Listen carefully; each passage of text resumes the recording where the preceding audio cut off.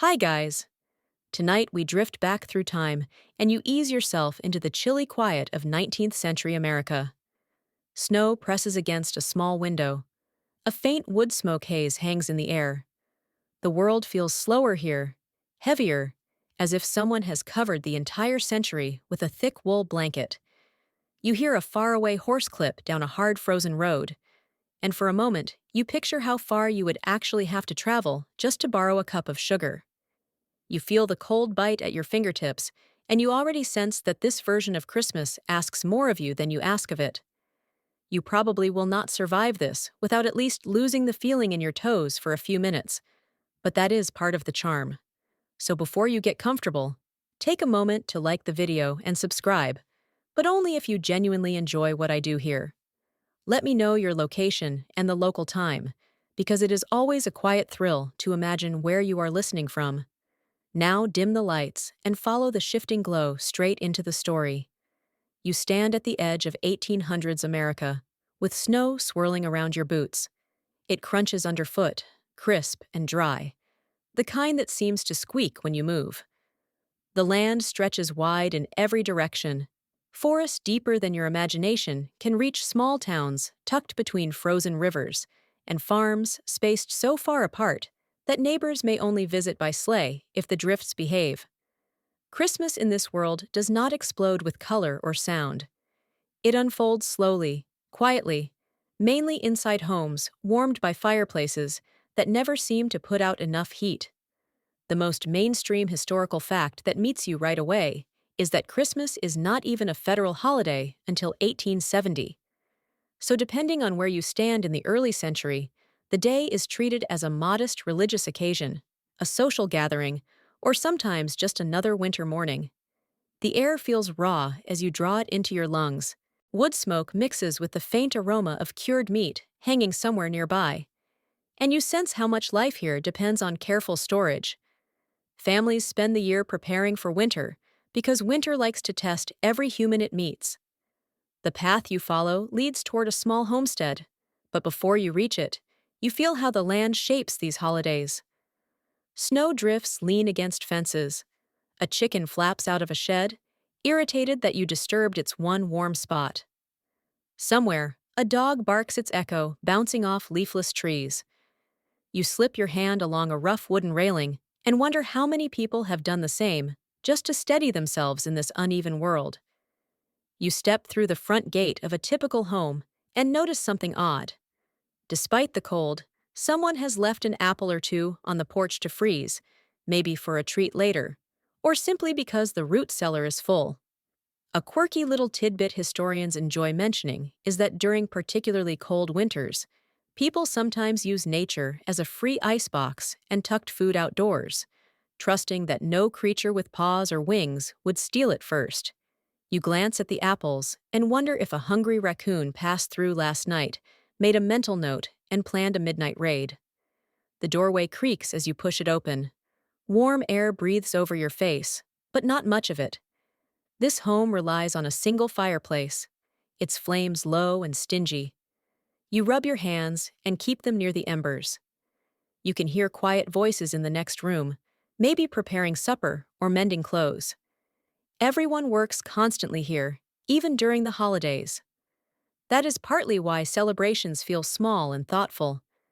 People save their energy for survival, for weathering storms, for tending livestock, and making sure firewood stacks do not collapse at the worst moment. As you wander inside, you pause over a small table. A candle flickers in a tin holder. Wax drips down one side, forming a tiny frozen waterfall. If you lean close enough, you can smell the faint sweetness of beeswax. You imagine how many evenings families gather around light like this, eyes straining to read sew or write letters. Many households do not have more than a couple books, and you hold one now. It's cloth binding, worn, and soft. You run your thumb along the edge and imagine a mother teaching a child to read by this very flame. Historians still argue whether early 19th century Americans viewed Christmas as more sacred than social, or more social than sacred, or simply too varied to categorize. That ambiguity hovers in the room like the soft glow from the candle. Some families treat the season as a steady religious ritual, others as an excuse for neighborly visits that break up winter monotony, and others hardly celebrate at all. You sense that everything here depends on region, heritage, weather, and circumstance. You shift deeper into the home. Footsteps creak overhead. The wooden beams flex slightly, making you almost duck even though you're safe. The living space is small, but arranged carefully. A rocking chair stands near the hearth, placed at just the perfect angle to catch heat. The scent of smoked ham drifts in from the kitchen. You follow it and find a modest spread being prepared for the holiday days ahead. There is salt pork, root vegetables, maybe a small pie filled with apples, saved from autumn. Everything is rationed. Every bite reflects months of planning. A stack of stitched stockings lies near the table. They look plain made from leftover fabric, but you recognize the hope sewn into them. Children will check these early, long before sunrise, hoping for a bit of candy, a small toy, or something practical, like a pair of knitted mittens. You picture your own hands sliding into wool mittens that itch slightly, but warm you quickly. In a world without central heating, warmth becomes something close to love. You return to the main room and sit on a low bench. The wood feels cool under your legs, but it holds you steady, anchoring you in the moment. You listen to the shifting pops inside the fireplace. The light from it flickers across the bare floorboards, making shadows crawl along the walls. You can practically feel the past leaning against your shoulder, whispering its stories, inviting you to notice details you might overlook. For example, there is a braided rug near the hearth, handmade from worn rags, and old garments brightened by whatever scraps the family could salvage. You touch its surface and feel both softness and history woven together. Outside, the wind starts to rise. It whistles at the edges of the window frames, and you sense the family's constant awareness of drafts. People stuff cracks with cloth paper or moss. They hang quilts against doors. Every patch has purpose. You run your fingers along a seam where two fabric squares meet, noticing how careful stitches hold them together, like a quiet partnership between past and present. Your eyes drift toward a narrow staircase. You imagine children stumbling down it on Christmas morning, breath held tight with excitement. You picture the oldest child trying not to look too eager, pretending not to care about whatever surprises might wait in those stockings. A memory from your own life rises, and you let it warm you for a moment. The way joy moves through time is strange. It jumps centuries with perfect grace. You rise slowly. A floorboard groans beneath you. The candle flickers again. You smell balsam in the air, faint but present, suggesting someone has an evergreen branch tucked nearby to freshen the room. You brush your fingers against the needles and feel their sharp edges. Even small greenery feels luxurious at this time of year. It reminds families that spring will return. The house settles around you, as if accepting your presence. You breathe deeply and let the warmth sink into your bones. You feel the weight of the century pressing gently on your shoulders, not to burden you, but to show you how Christmas thrives through modesty, resilience, and careful hope.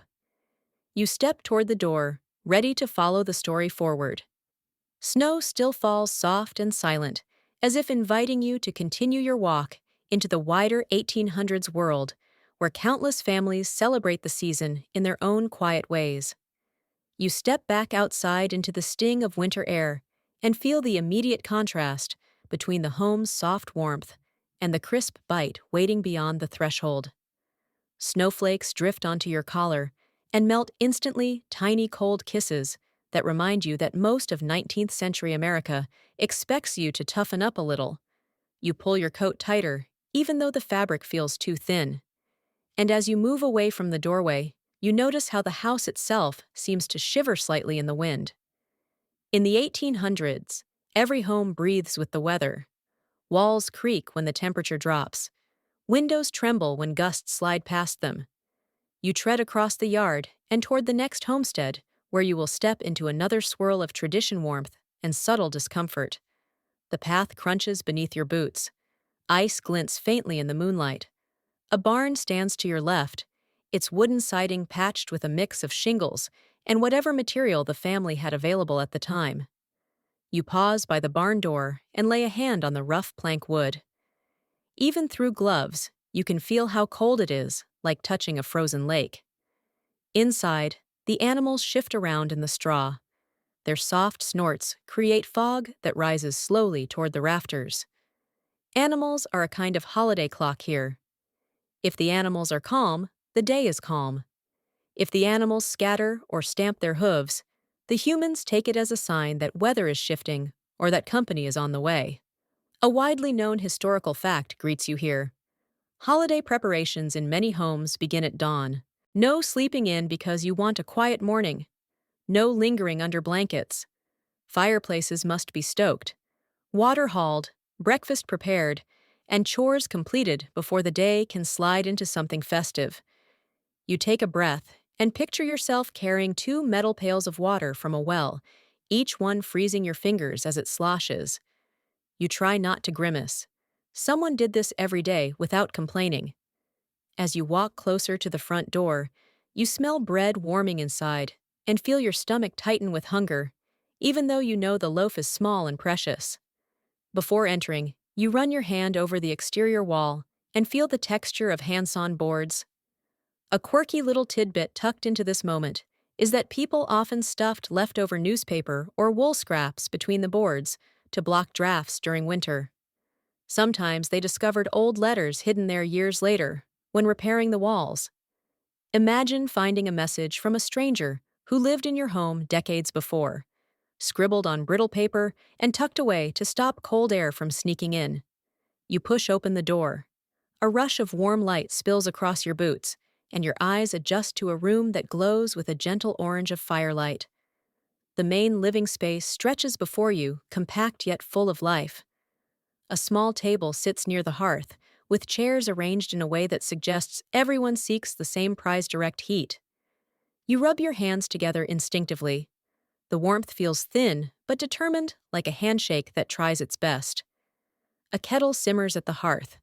The scent of something earthy and herbal fills the room. Maybe chamomile or mint, grown in the summer, and dried in bunches that hang from the rafters. Tea is treasured here and served sparingly. You lean in and feel steam brush your face. It carries with it a softness that makes your eyelids grow heavier. You hear someone humming faintly, almost lost beneath the crackle of burning wood. On the wall hangs a modest shelf holding a few objects that help shape the holiday mood. A Bible sits at one end, worn and handled with reverence. Next to it rests a small wooden box that likely holds keepsakes or sewing supplies. A small carving of a dove perches beside a dried orange slice threaded with string. You lift the orange slice gently. Despite its age, a faint citrus scent lingers.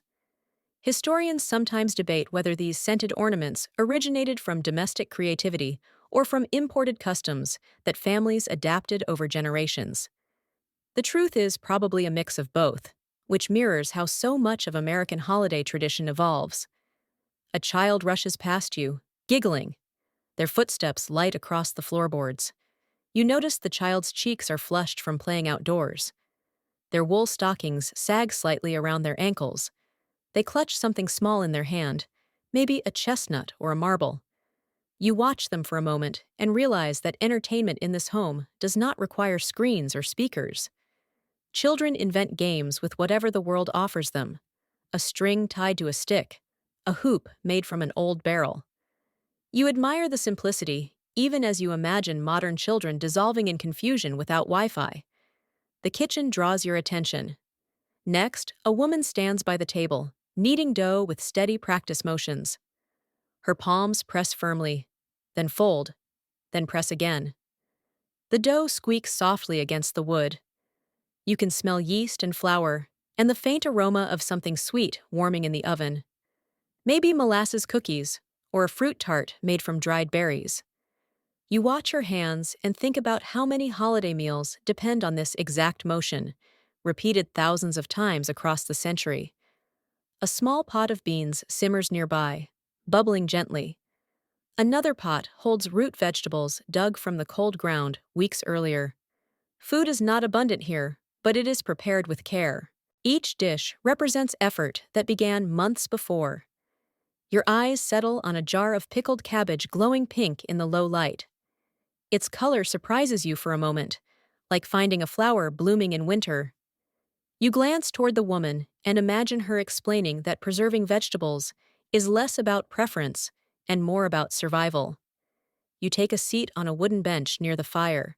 The bench creaks slightly, but supports your weight as if welcoming you into the rhythm of the home. You absorb every sound around you: the soft whistle of wind against the shutters, the clink of pottery bowls being arranged for supper, the quiet laugh of someone in the next room. The house feels full, even though only a handful of people live here. Perhaps it is the closeness of winter that pulls everyone tight, building community from necessity. You look toward a wall quilt pieced together from scraps of fabric that once belonged to shirts, aprons, and dresses. The colors vary wildly, but the stitching ties them into harmony. You run your hand lightly over one corner and sense both texture and memory. Each square feels like a season preserved. Families often worked on these quilts together, trading gossip and stories while their fingers move through fabric.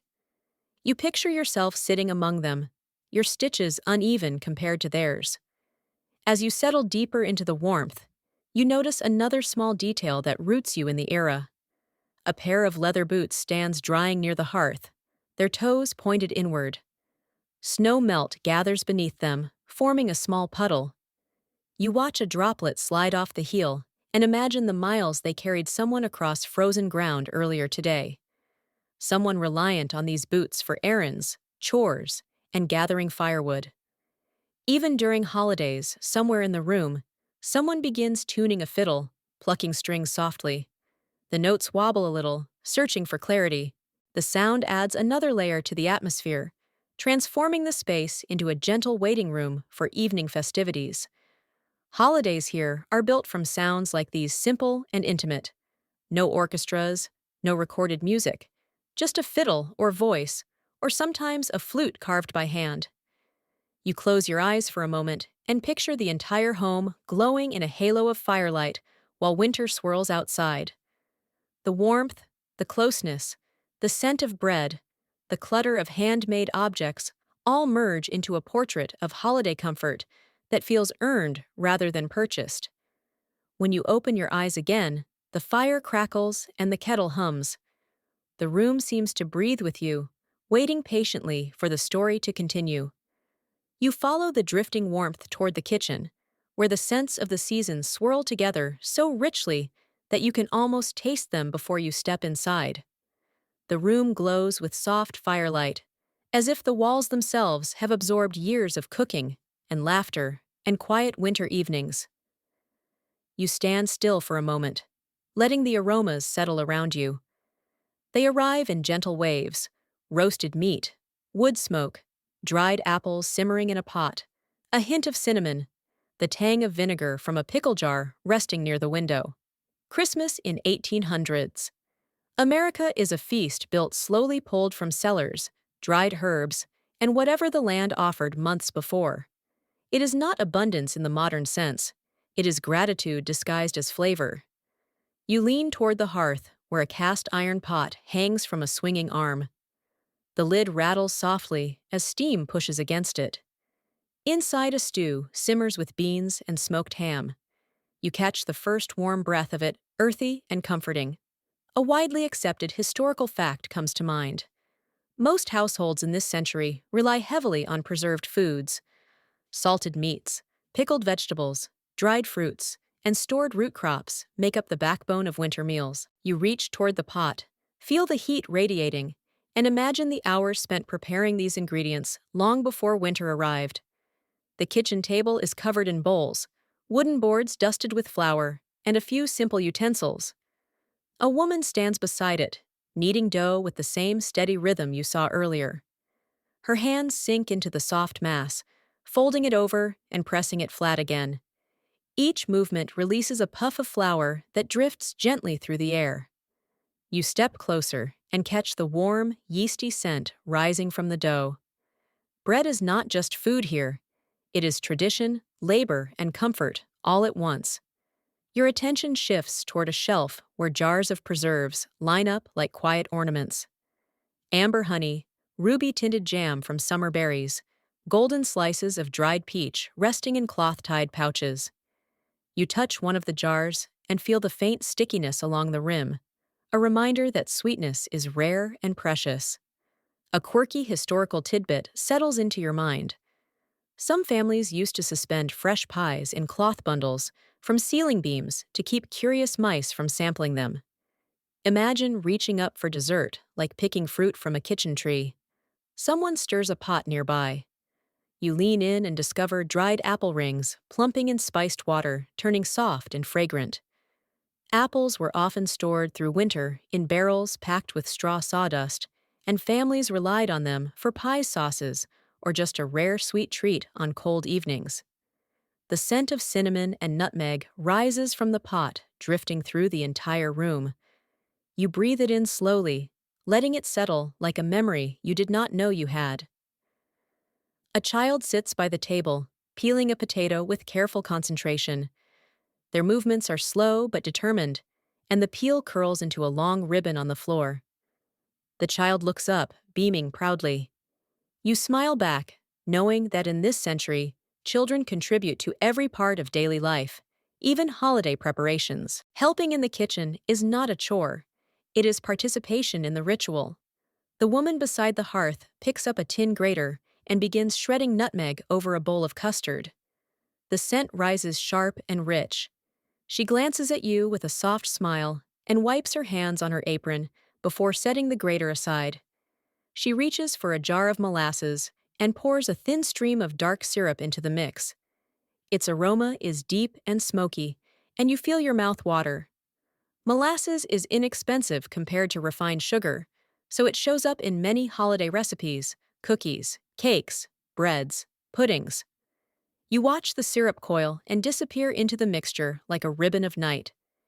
Then, you notice a small wooden mold on the table, carved with ornate designs. You pick it up. Its edges are worn from years of use.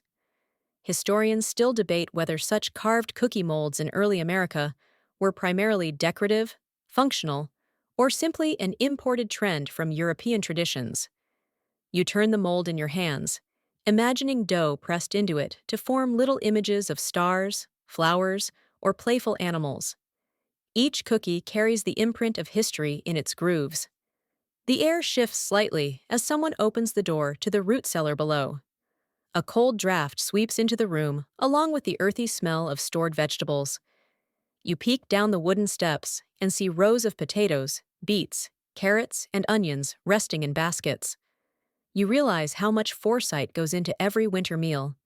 Someone dug, sorted, dried, and packed these foods away months ago when the ground was still warm. The cellar feels like a bridge between seasons. You return to the hearth and watch as a woman ladles stew into a large bowl. She sets it on the table, and the rising steam blooms into the air. The bowl is heavy pottery, thick enough to survive years of use. As she places it down, the bench creaks and someone laughs. You catch the warmth of the moment. The way sound in a small kitchen fills every corner, weaving itself into cracks in the walls until the whole space hums with simple joy. You hear someone slicing bread behind you. The crust cracks softly beneath the knife.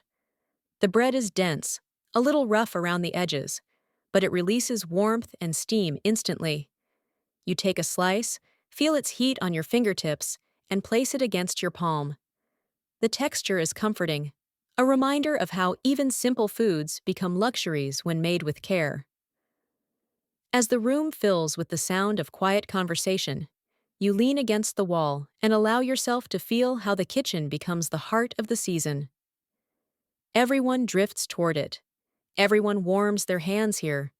Everyone finds comfort in the familiar cadence of cooking. The air grows thick with heat and scent, and the faint buzz of anticipation as the holiday draws closer. You glance out the small window, where snow continues to fall silently. The flakes blur together in the dim afternoon light. You know you will step back into that cold soon enough.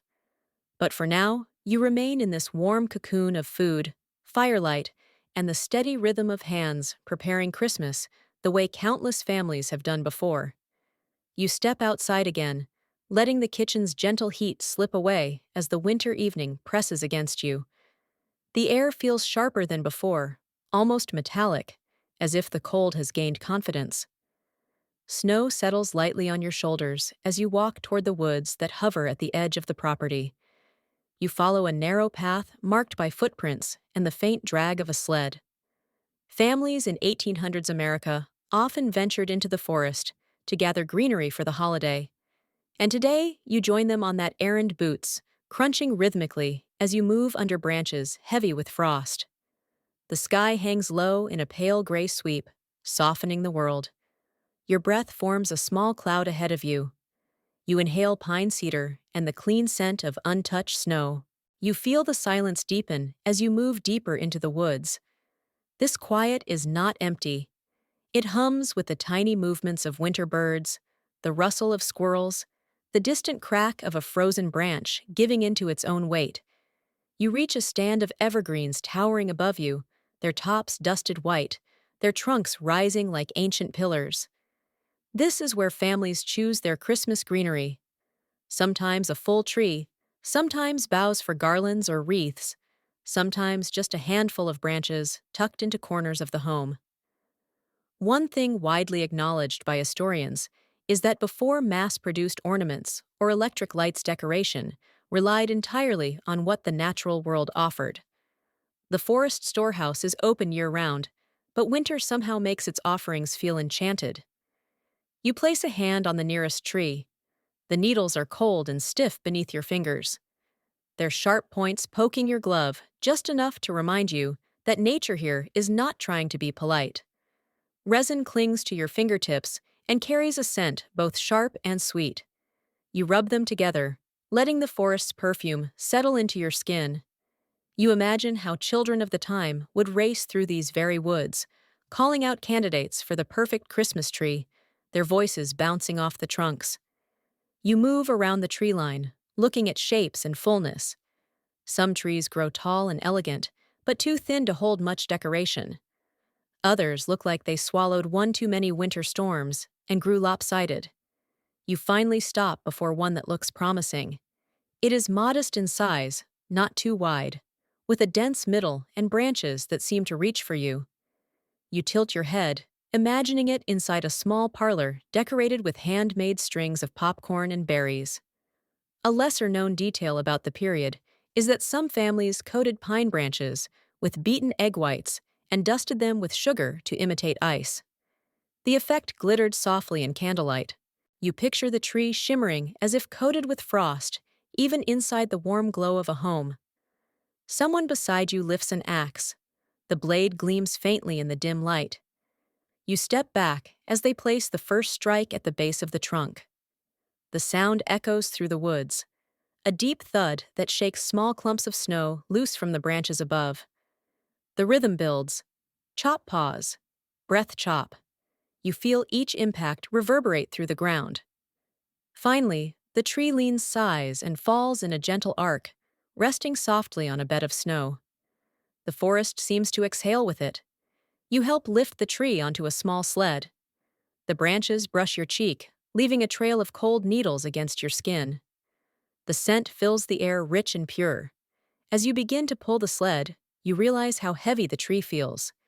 Families often walked several miles to retrieve evergreens for Christmas. A scenic journey for you, a necessity for them. You lean your weight forward and tug, feeling the sled reluctant at first, then glide more easily over the snow. A faint debate from the world of historians flickers into your thoughts. Some researchers believe the custom of indoor Christmas trees spread mostly through German immigrant communities in the early 1800s, while others argue that scattered versions of the tradition appeared earlier in several regions, evolving separately. The truth is a little tangled. Much like the branches of the tree you are dragging, traditions rarely follow straight lines. You continue down the path, pausing once to adjust the tree's position. Snowflakes cling to your scarf and settle in your eyelashes. The deeper scent of cedar wafts past on a passing wind, reminding you that the forest holds many kinds of greenery, each with its own holiday purpose. Some families preferred cedar boughs for their fragrance. Others used holly or laurel where available. Still others formed wreaths filled with dried fruit cinnamon sticks or pine cones. As you walk, you notice a curious pattern in the snow. Someone earlier must have carried a bundle of greenery and left behind a faint trail of pine needles. Another little piece of seasonal trivia takes shape in your mind. Some farm animals, especially goats, were notorious for stealing wreaths or nibbling garlands when hung too low. Imagine a goat chewing up half the decorations the moment you turn your back. You smile, picturing one guilty creature with a sprig of holly dangling from its mouth, looking offended that anyone would object. When you reach the edge of the homestead, the world becomes warmer, more human. Smoke rises from chimneys. Lanterns glow faintly behind frosted glass. You drag the tree toward the door, its weight suddenly feeling like an accomplishment. Someone opens the door and waves you inside. You step through, letting the warmth settle around you once more. Inside the living room feels transformed by your arrival. The scent of evergreen fills the space, immediately meshing with wood smoke and the fading aroma of supper. A small table has been moved aside to make room for the tree. You lift it carefully, hold it steady while someone tightens the stand, then step back as it takes its place in the room. It looks humble, a little uneven, a bit wild around the edges, but perfect in its own way. You touch one branch gently. The needles prick your fingers. You imagine the decorations that will come next. Cranberry strings, bits of fabric, tin cutouts, candles placed carefully in holders so they do not drip wax everywhere. You feel a strange tenderness toward the tree, as though it is a guest in the home rather than decoration. The room glows a little brighter now. Firelight reflects off the glossy needles. Children gather around whispering ideas for how to decorate it. Adults smile, knowing the ritual brings comfort that stretches across generations. You stand quietly absorbing the moment. Bringing in the tree was a journey, a small adventure, a seasonal pilgrimage. And now the home feels more complete because of it. You settle onto a stool, watching as the family begins sorting decorations for later in the evening. The tree waits patiently, filling the room with its forest scent, promising a celebration shaped by nature tradition and the quiet magic of winter. You settle deeper into the room as the evening stretches out the Christmas tree, standing proudly nearby its branches, giving off that steady woodland perfume. The family shifts into a new rhythm, now one shaped by anticipation rather than chores. A small wooden box is placed on the table. Its hinges squeak softly as the lid opens, revealing not jewelry or treasure, but something far more meaningful in this century. Handmade gifts waiting to be finished, sorted, or wrapped in whatever scraps of paper or fabric the household can spare. You lean in, curious. The first thing you notice is a pair of knitted mittens, tiny and soft, the yarn uneven but warm. They are clearly made for a child, perhaps the little one who danced past you earlier. In 19th century America, the act of creating gifts was not a hobby. It was nearly unavoidable. Material goods were expensive, stores were far away, and most families relied on their own hands to build Christmas offerings. One well-established detail of the era is that simple, practical presents were the norm. Clothing tools, toys carved from leftover wood, small books, perhaps a tin whistle or a cloth doll. Each gift held time rather than money. You pick up a cloth doll resting in the box. Its face is stitched with faint, uneven lines.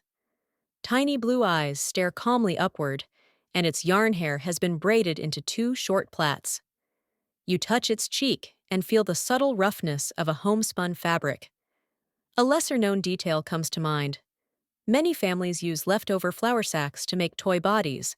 The fabric was sturdy, washable, and often decorated with printed patterns once manufacturers realized families repurposed them. Dolls like this carried faint ghost patterns from the sacks.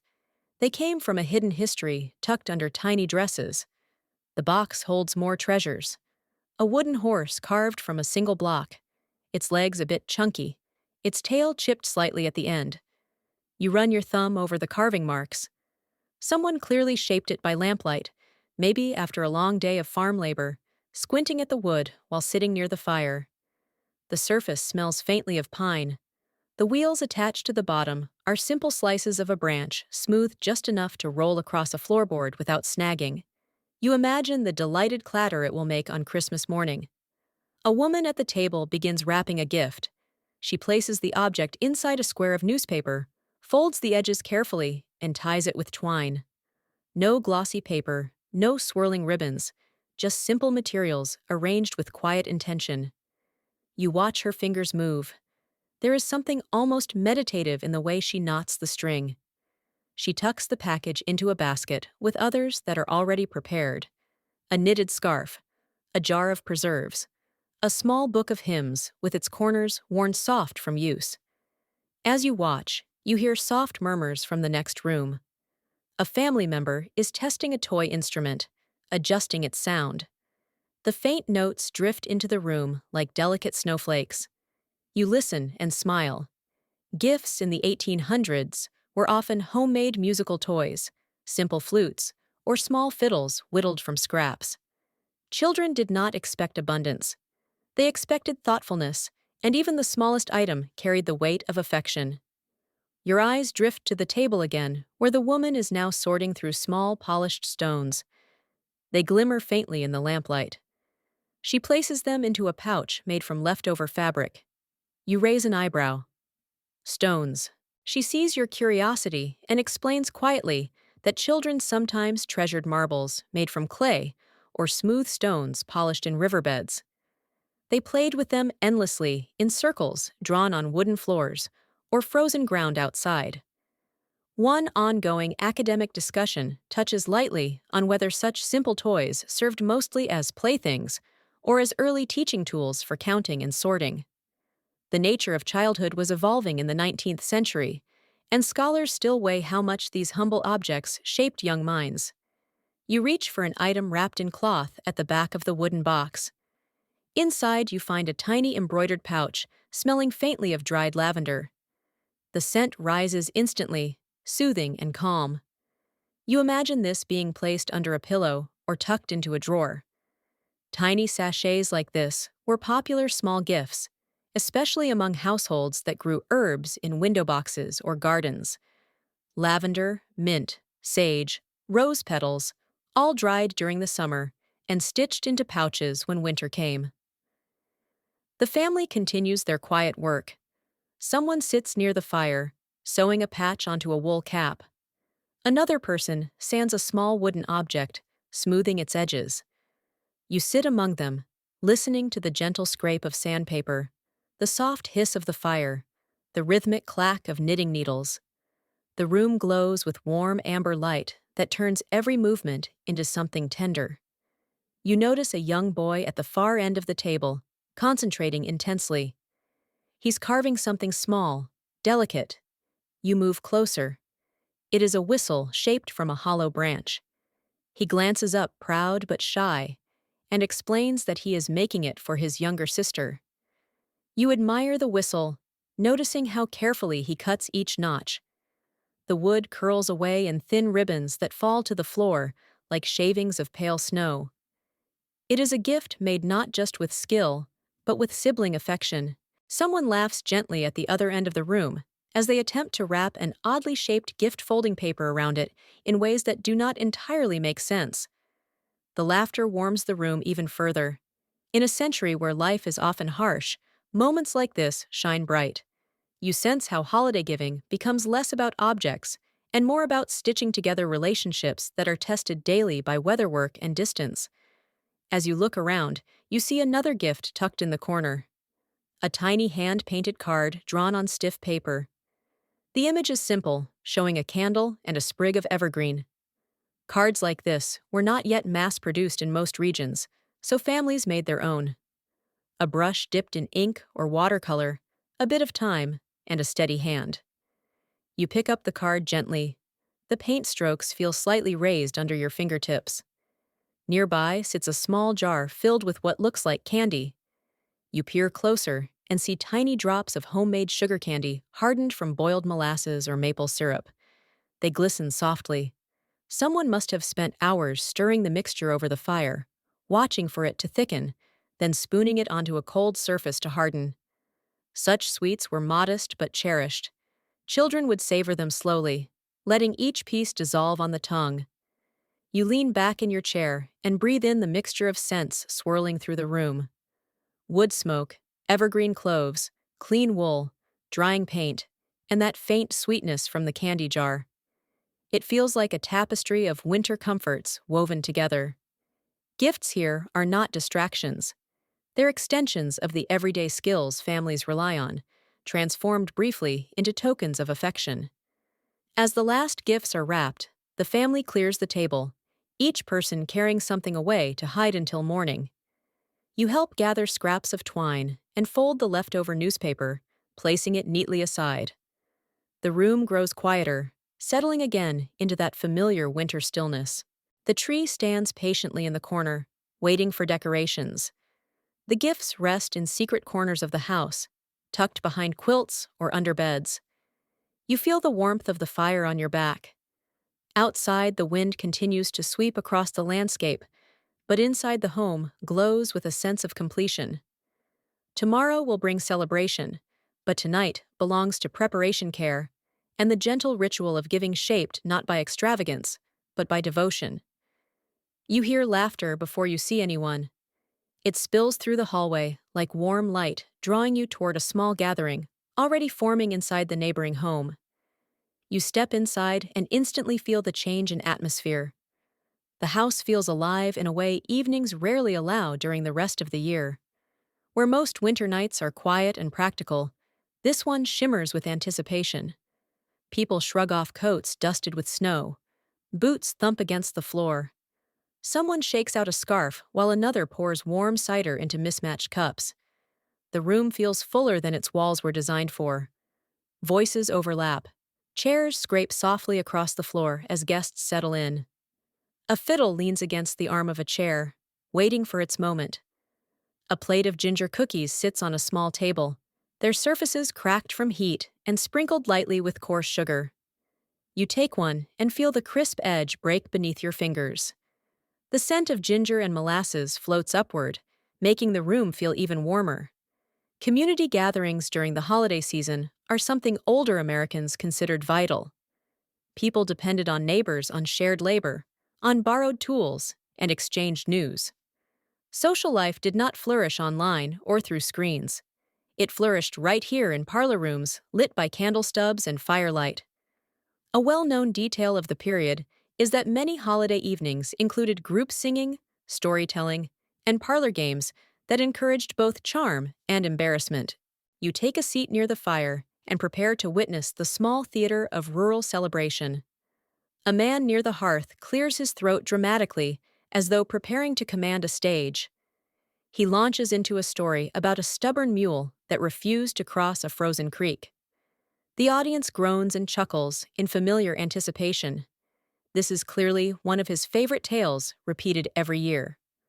A woman beside him rolls her eyes with affection. As he speaks, his arms wave the air, his gestures broad and earnest. Children gather near his feet, their faces tipped upward, their eyes wide, willing themselves to believe every moment. You lean in, too, even though part of you suspects the mule grows more dramatic each retelling. When the story finishes, applause fills the room. A young woman picks up the fiddle and tunes it lightly, plucking at the strings. She begins a quick, lively tune. Guests tap their feet. A few attempt to dance, but the room is too crowded for anything graceful.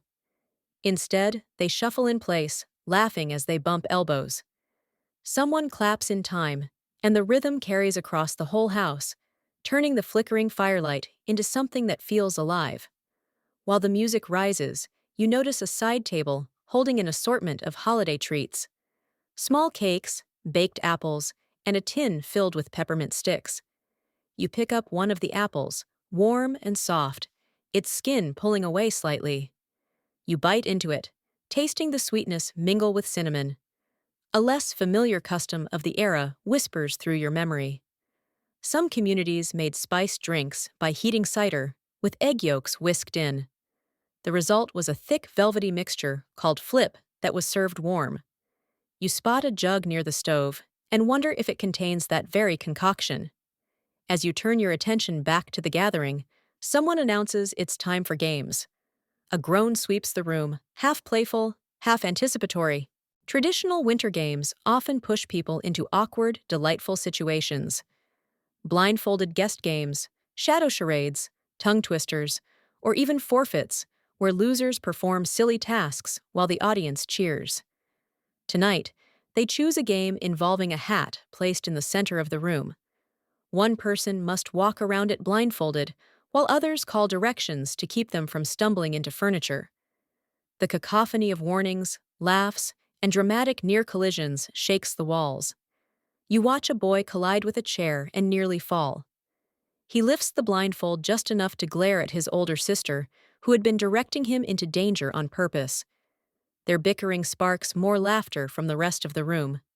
You catch yourself smiling. These games, though simple, bind people together in memorable ways. Someone in the corner picks up a book of poems, clears their throat, and reads aloud. The room quiets. The poem speaks of winter fields, long twilights, and the hope of spring. The words drift into the rafters and settle gently over everyone present. You feel the stillness that follows a kind of shared breath, as if the group collectively acknowledges the hardships of winter and the comfort of being together. One ongoing debate among cultural historians revolves around the true purpose of these winter gatherings. Some argue they were meant to preserve morale during harsh seasons, while others believe they functioned as informal social networks that reinforced community identity. Listening to the poem echo off the walls, you suspect both arguments hold truth. The quiet moment dissolves as someone calls out for more music. The fiddle begins again, this time softer, a tune that feels like a lullaby. The room sways with it. Couples lean closer. Children curl up against their parents. You let your eyes close for a moment, letting the melody wrap around you like a warm shawl. After the music winds down, people begin circulating once more, sharing stories and news. You catch fragments of conversation. Someone complaining about frozen pipes, someone praising a neighbor's carpentry, someone mentioning the recent arrival of a new baby in town. These exchanges serve as the community's heartbeat. Information spreads swiftly, even in the depths of winter. Near the far wall, a woman offers you a cup filled with steaming wassail. The mixture smells of apples, cloves, and citrus. You sip it slowly, letting the warmth slide through your chest. Wassail has many variations, often used both as a beverage and as part of door-to-door singing traditions. Some households even blessed their orchards with it, wishing for a fruitful harvest. You taste that intention in every sip. A small commotion draws your attention to a group gathered around a parlor table. They're passing around a handcrafted puzzle made from interlocking wooden shapes. Each person tries to assemble it into a perfect square, but fails repeatedly. You give it an attempt. The pieces feel smooth and cool in your hands. You twist them, flip them, rotate them, but the solution remains stubbornly elusive. Puzzles like this were common entertainment in the 19th century, often exchanged as small seasonal gifts. Your failure earns sympathetic chuckles from nearby guests. The night grows deeper. Shadows stretch across the room as candles burn low. Someone adds another log to the fire. Sparks leap upward and vanish in the chimney. The heat expands and fills the space again. The crowd feels cozier, as though the evening has wrapped itself around everyone present. Children begin falling asleep where they sit, heads resting on laps, arms tucked into wool shawls. Adults lower their voices to softer tones. Conversations drift into gentle murmurs. You feel that familiar heaviness of a night settling into itself. The chaos of games and stories fades into a warm afterglow. Someone begins humming a tune. A few others join softly. It is not a performance now, just a gentle harmony weaving through the embers. The kind of song meant to comfort rather than impress. You sip the last of your wassail and let the sound seep into you. As the gathering winds down, guests begin slipping into coats again. They offer farewells, promises to visit soon, wishes for warmth and luck. Snow greets them outside, swirling in slow spirals as they step into the night. You linger a moment longer, letting the last traces of laughter and music settle inside you. You step out into the cold too, the door closing behind you with a soft click. The night feels different now, not emptier, but fuller, as if the companionship inside still radiates gently into the darkness. You pull your coat close and follow the snow-packed path toward the next stretch of your journey. The communal warmth clings to you like a hidden ember, guiding you deeper into the story of the season. You leave the warmth of the busy gathering behind and follow a narrow track that leads into the quieter reaches of the countryside. The air feels sharper out here, almost untouched. The houses grow farther apart until only the silhouette of one lonely cabin stands ahead of you, its chimney breathing a thin ribbon of smoke into the dark sky. You crunch through the snow toward it, knowing this is where many American families spent their holidays in the early 19th century, alone, self-reliant, and surrounded by miles of rugged land. Life on the frontier shaped Christmas in ways very different from the towns you have just visited.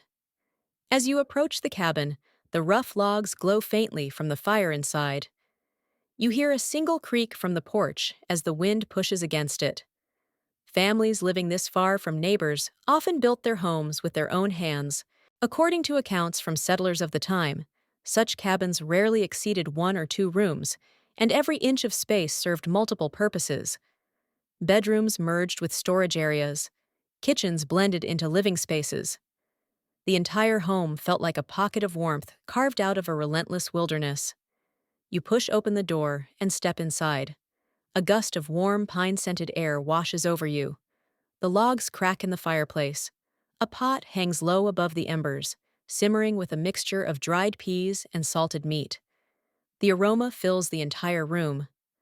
A man at the table looks up and nods quietly. He sharpens a small knife, dragging it across a wet stone in slow, precise strokes. A woman stands beside the hearth, stirring the pot with a wooden spoon that has clearly been used for years, perhaps decades.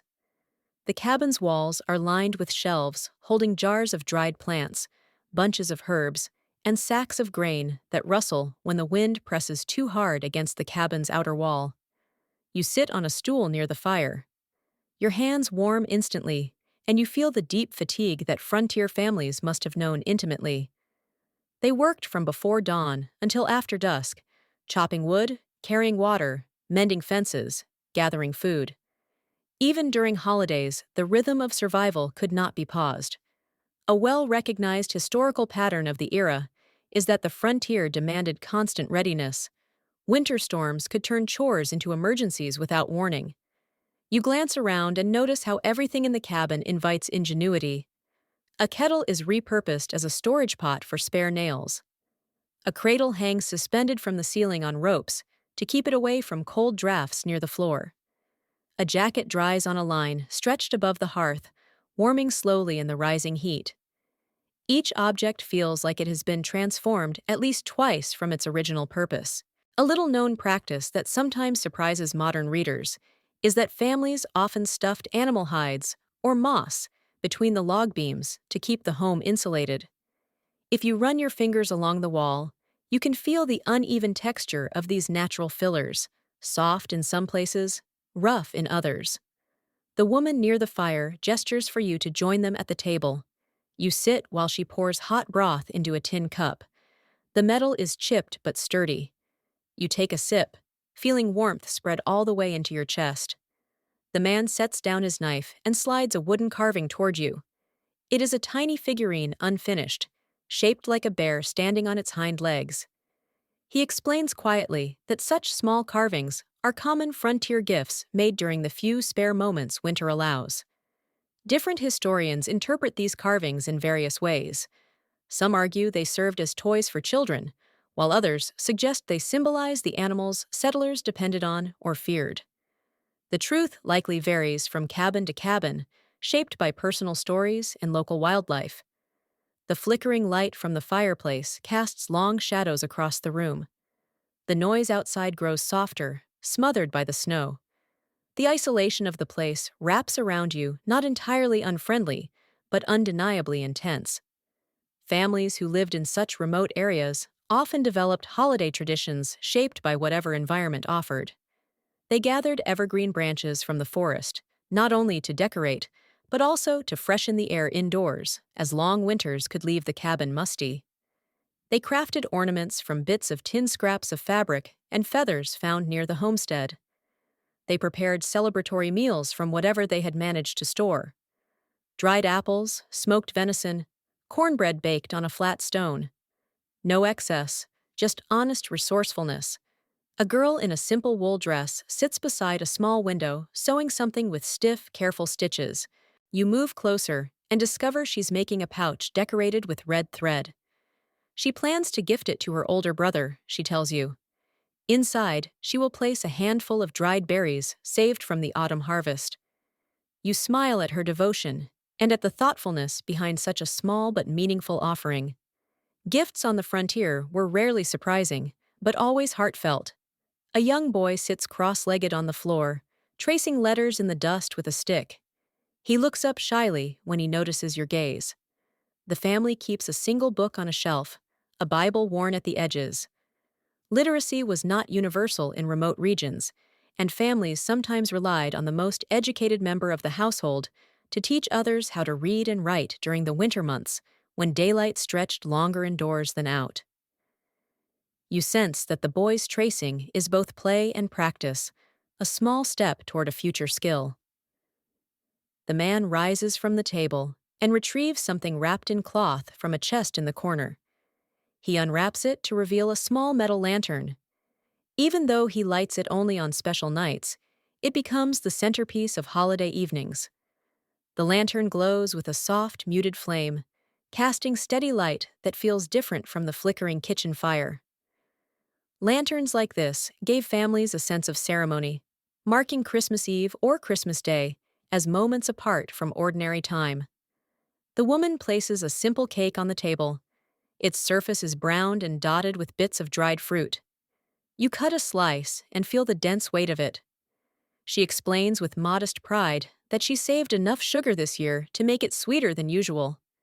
Sugar in remote places was expensive and difficult to transport, often stored for months before being used in winter celebrations. The taste feels warm and earthy, carrying hints of nutmeg and maybe a whisper of cinnamon. You take another bite, slowly, letting it linger. A soft tapping at the door interrupts the meal. The family freezes for a moment, exchanging cautious glances. Visitors are rare in such remote places. The man rises and opens the door to reveal a neighbor arriving by lantern light. Snow coats his shoulders, and his beard is frosted with ice crystals.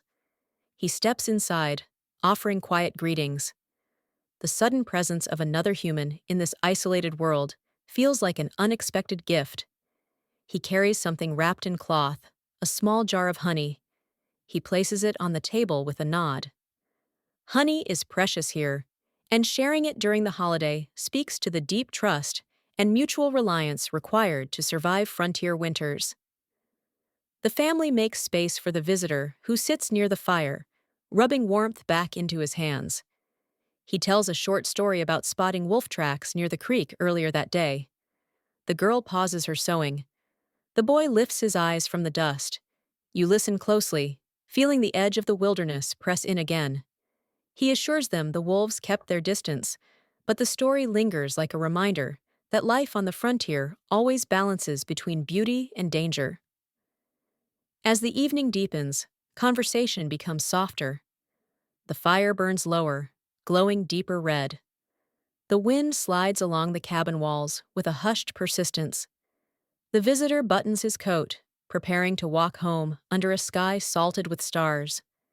The family sends him off with a small pouch of dried beans for his journey, an exchange built on mutual need rather than ceremony. You sit a while longer, letting the quiet sink into you. Christmas on the frontier feels different from the gatherings you've seen before. It is stripped down, honest, forged in resilience. Joy grows from resourcefulness, and from the comforting presence of loved ones in a world that demands constant strength. Eventually, you rise and step back outside. The landscape spreads before you, vast and silent. Snow reflects the dim moonlight. The cabin behind you glows faintly, a small ember in an enormous night. You walk on, carrying with you the warmth of those who make celebration out of scarcity and connection out of isolation. You follow a winding snow-packed road until the loneliness of the frontier gives way to something new. The land begins to thicken with buildings. Lamps flicker through windows. Voices drift through the cold air. Before long, you feel the unmistakable energy of a 19th century American city unfolding around you. It is not a city as you know it today, with towering buildings and constant motion, but it is lively in its own developing way. Horses clatter along cobblestones, carriage wheels grind faintly. Street vendors try to keep warm by stamping their boots and blowing on their hands. You step onto a wider street lined with shops. Their windows glow with warm lamplight, and inside, you see shelves filled with goods far more varied than anything available out on the frontier. The air smells of roasted chestnuts sold by a vendor, standing beside a small brazier. He waves smoke from his face and calls out prices that seem almost modest compared to modern standards, but feel extravagant for many families of the time. Cities in this era were gathering points for immigrants arriving from Europe, and their traditions quickly wove themselves into the fabric of American Christmas. Recorded accounts from the mid-1800s show that holiday markets and cities grew more diverse each year as communities brought their regional customs and foods into public spaces. You move closer to one of the storefronts.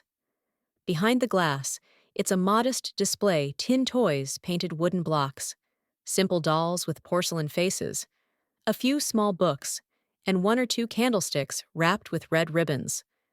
Nothing like the overwhelming abundance of modern retail, but still impressive for the century. A small sign advertises oranges imported from warmer climates. You lean closer, taking in the bright color. Fresh fruit in winter was a luxury, and families with a little extra money often bought oranges as holiday treats. Some remembered receiving a single orange in their stocking as one of the highlights of Christmas morning. A wagon rattles past you, piled high with evergreen trees bound in twine. The driver shouts jovially to someone across the street. Tree sellers were becoming a common sight in growing cities during the mid-century. Residents no longer needed to venture into forests to cut down their own. Instead, they could purchase them along crowded streets, the smell of pine creating an island of woodland scent in the middle of brick and stone.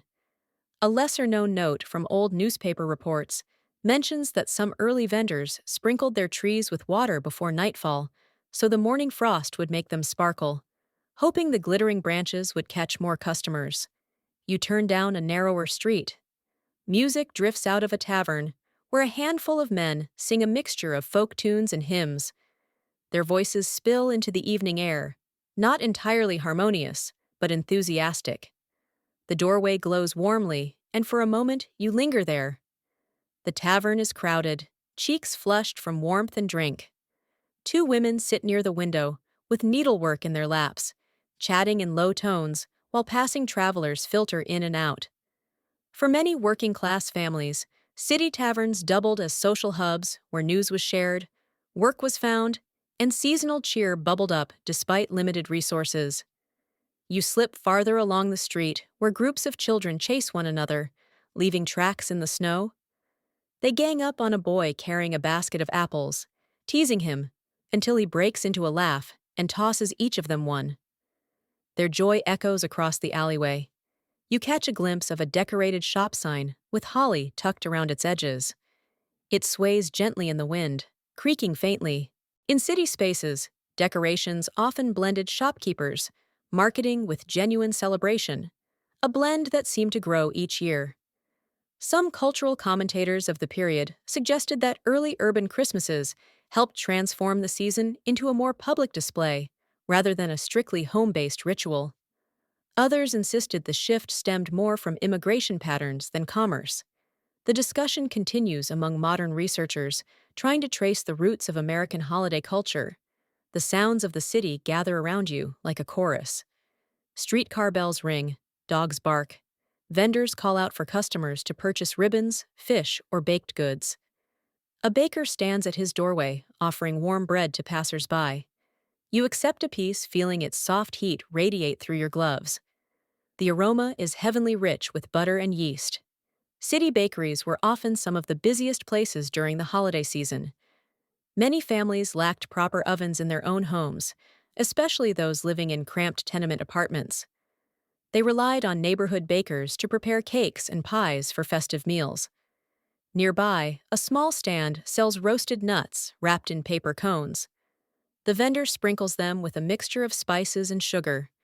You take a cone and feel the warmth seep through the paper. When you bring one to your lips, the crunch echoes in your ears. Sweetness blooms on your tongue, a welcome contrast to the cold air. These stands were a popular treat in busy districts, especially where crowds gathered in the evenings. You continue toward a more crowded block of the city. There, a small group of carolers stands beneath a gas lamp, their breath forming clouds as they sing. Their voices blend with surprising harmony. The oldest holds a lantern in one hand and a songbook in the other. A little girl in the group clutches mittens that are clearly too large for her, but she sings bravely anyway. People stop to listen. Some drop coins into a tin cup at their feet. Caroling became increasingly common throughout the century as communities adopted customs from Europe and molded them into their own variations. Children from poorer neighborhoods sometimes caroled as a way to earn money for small holiday gifts or warm food. A few blocks away, you hear the clang of a blacksmith's hammer. Even during the holidays, work does not vanish.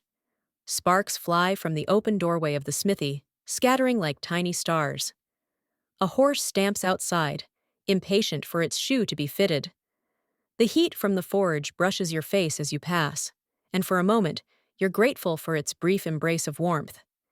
You make your way toward a busy market square where dozens of people huddle beneath awnings and stalls. Merchants sell thread candles, dried fruit ribbons, and simple toys. Voices overlap. Coins clink. Lanterns sway overhead, casting golden halos through the cold. You drift among the stalls, listening, watching, absorbing the tangle of accents from Irish, German, Scottish, and English immigrants who weave their traditions into the marketplace. You stop at a stall displaying handcrafted tin ornaments shaped like stars' hearts and little animals. The vendor demonstrates how the ornaments glint in candlelight. You pick one up. The metal feels cold and surprisingly light. Crafts like these reflected the growing influence of urban artisans who made a living producing items too delicate or intricate for rural families to craft at home. A young woman standing beside you smiles and explains that she plans to purchase one for her family's tree. She tells you her parents arrived from Germany a decade ago and brought with them a tradition of placing candles on the branches of their Christmas evergreen. She admits she's always nervous about it catching fire. The vendor laughs and assures her that tin ornaments help reflect the light, making the tree glow more brightly without needing too many candles. You sense how immigrant traditions shift and merge in this bustling environment, each family adjusting old customs to new conditions. Nearby, a Salvation Army-style charity table offers warm soup to those who cannot afford a full meal. At the edge of the square, a crowd forms around a man reading aloud from a newspaper, delivering updates from distant places. Children drift close, fascinated by his voice. This is how news travels in a society without mass broadcasting. Stories and reports carry through public reading. Neighbors sharing snippets, and people retelling what they heard earlier in the day. A moment of quiet catches you by surprise. Snow begins to fall again, soft and steady. The flakes drift through lamplight like glowing feathers. People tilt their faces upward. A child sticks out their tongue to catch a few. The city seems to hush, just for a breath, as if taking in its own beauty. You take one more walk through the streets. The sounds resume. Laughter spills from the bakery. Horses snort and shuffle. The smell of pine mingles with smoke from chimneys. Christmas in the city feels fuller, louder, more complex than in rural places. It carries a blend of immigrant heritage, early commercial energy, neighborhood traditions, and hopeful celebration. As you step away from the market square, the lamps behind you flicker in the snowfall. You breathe in the air thick with the scents of roasted nuts, bakery bread, and evergreen. The city hums around you alive with the pulse of holiday spirit, and you continue onward, ready to step into the next turn of the season. You leave behind the noise and bustle of the city and step into a quieter district, where the streets grow narrower, and the glow from windows softens into something steadier, almost reverent. The snow underfoot crunches more softly here, packed down by early morning churchgoers who made their way along the same path. You follow their footprints toward a modest wooden building at the end of the street. Its bell tower rises above the snow, like a finger pointing into the pale winter sky. A warm amber light spills through the cracks around the door. You approach slowly, sensing that this place holds the heart of many families' Christmas rituals. When you slip inside, a hush settles over you instantly. The church is lit by dozens of beeswax candles arranged in iron holders. Their flames sway gently, casting golden halos on the wooden pews. The air smells faintly of pine branches placed along the walls and the lingering smoke from the stove that warms the sanctuary. People sit wrapped in shawls and coats, their breaths still faintly visible from the cold outside. For many families in the 19th century, attending a Christmas service was the central event of the season. Records from the time show that church attendance increased significantly around holidays as the day took on growing cultural importance. You sit on a bench near the back. The wood feels smooth, worn down by years of hands and winter coats sliding across it. A family sits a few rows ahead of you. Children fidget quietly, tracing patterns on the pew railings with mittened fingers. An older woman adjusts a small hymn book with delicate care. The pastor stands near the stove, greeting members of the congregation as they enter, offering gentle handshakes and warm nods. You notice something simple, yet striking. Evergreen boughs hang from the rafters, but they are not decorated. No ribbons, no shiny ornaments, just greenery gathered from the nearby woods. Such decorations were common at many churches of the time, not for ornamentation, but for symbolism. Pine represented endurance during winter, a reminder that life persisted even in the bare months. One documented practice from certain regions was to weave a large wreath and hang it near the pulpit for the duration of the holiday week. In some towns, this wreath became a cherished tradition passed down through several generations. The pastor steps forward, clearing his throat softly. His voice rises in a low, steady tone as he begins the service. He reads from Scripture, but his words drift beyond religion and into the shared hardships of winter, the importance of unity and the comfort of gathering together. People listen with leaning bodies, their faces lit by candlelight. You feel the quiet weight of the moment, as if the entire room breathes in unison. A small choir stands near the front, 4 women and 1 older man holding a pitch pipe. He blows a gentle note, and the voices begin. Their harmony is simple and unembellished, but achingly beautiful in the stillness. The notes tremble slightly at first, then grow stronger, filling the sanctuary with a soft glow that seems to pulse with the candlelight. Music in churches during this era varied widely by denomination. Some congregations embraced lively hymns, while others favored quiet, contemplative songs sung in near whisper. Contemporary writings reveal that what counted as appropriate holiday music sparked spirited disagreement among communities. Some welcomed the influence of European carols, while others viewed them with suspicion or preferred strictly local traditions. Listening now, you can imagine how such differing views took root. A teenage boy stands to read a passage. His hands shake the paper, rustling softly, but his voice carries well. He pauses once to clear his throat cheeks, reddening, and the congregation smiles in sympathy. Public speaking was often considered an important skill in rural and city churches alike, and young members were sometimes encouraged to participate in holiday services as a way to build confidence and contribute to the gathering. The candles near you flicker more intensely as someone opens a window slightly to release some of the heat gathering in the room. A draft slips through, brushing cold air along your shoulders. The chill mixes with the smell of pine and beeswax and something earthy, perhaps the wool from coats drying by the stove. You pull your collar closer as the choir begins a new carol, one that you recognize faintly, though the melody is slower and older than the version you know. A mother near the aisle bends to straighten her child's scarf. The child whispers something and points toward the front. There are a few simple decorations rest along the pulpit. A wooden nativity carved roughly but lovingly, a lantern with an unusually warm glow, and a plate of apples left as a gift for anyone who might need one. In some congregations, fruit and small food offerings were placed at the front of the church to be distributed to poorer families after the service. Diaries from the time mention how children sometimes counted on this fruit as a rare sweet treat during the winter. The pastor invites the congregation to join in the next hymn. People rise slowly, the rustle of wool skirts and coats filling the room. You stand as well. The music begins quietly, then builds as more voices join. You hear hesitations off keynotes, soft hummed harmonies. It is imperfect, but the sincerity makes it beautiful. The coldness outside seems to fade as the sound rises, filling the rafters. As the hymn ends, the pastor steps forward once more. He speaks briefly about gratitude, about caring for neighbors during winter, about the hope that springs from shared struggle. He mentions that several families in the congregation have lost livestock or endured illness, and encourages everyone to look after one another in the coming weeks. His words reflect a truth of the era. Mutual aid was not only a moral ideal, but a practical necessity for survival. When he pauses, the sanctuary holds a silence so deep you can almost hear the candles breathing.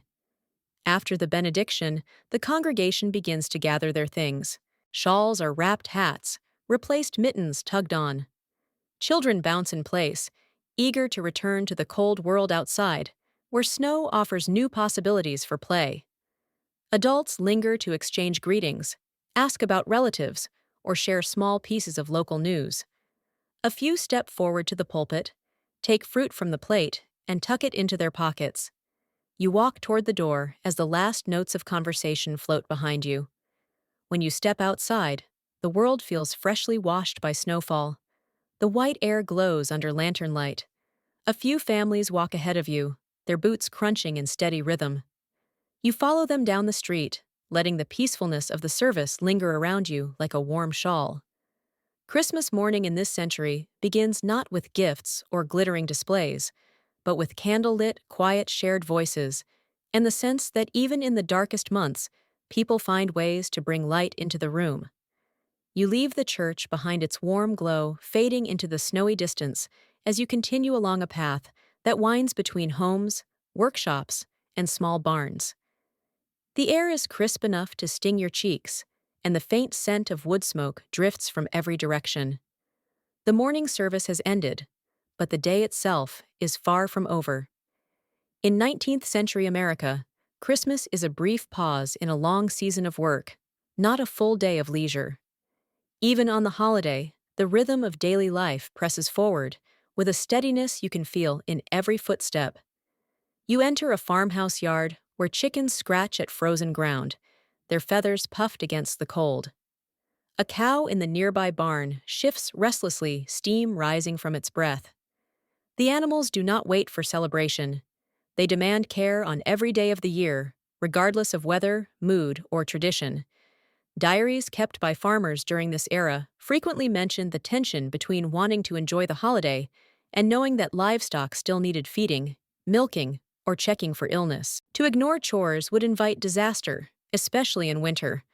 A man in a thick wool coat walks across the yard carrying a bucket of feed. He nods at you as he passes the bucket swinging heavily at his side. You follow him into the barn where warm, damp air envelops you. The scent of hay animals and earth forms a comforting mixture that settles your breath. He pours grain into troughs while the animals gather around, nudging one another impatiently. You watch him work the motions, practiced and efficient. Even on Christmas morning, routines like this anchor the family's survival. A woman arrives with a bundle of dry straw for bedding. She shakes out the bundle with a soft rustling sound, creating a fresh layer of insulation for the animals. She smiles at you, brushing hay from her sleeves.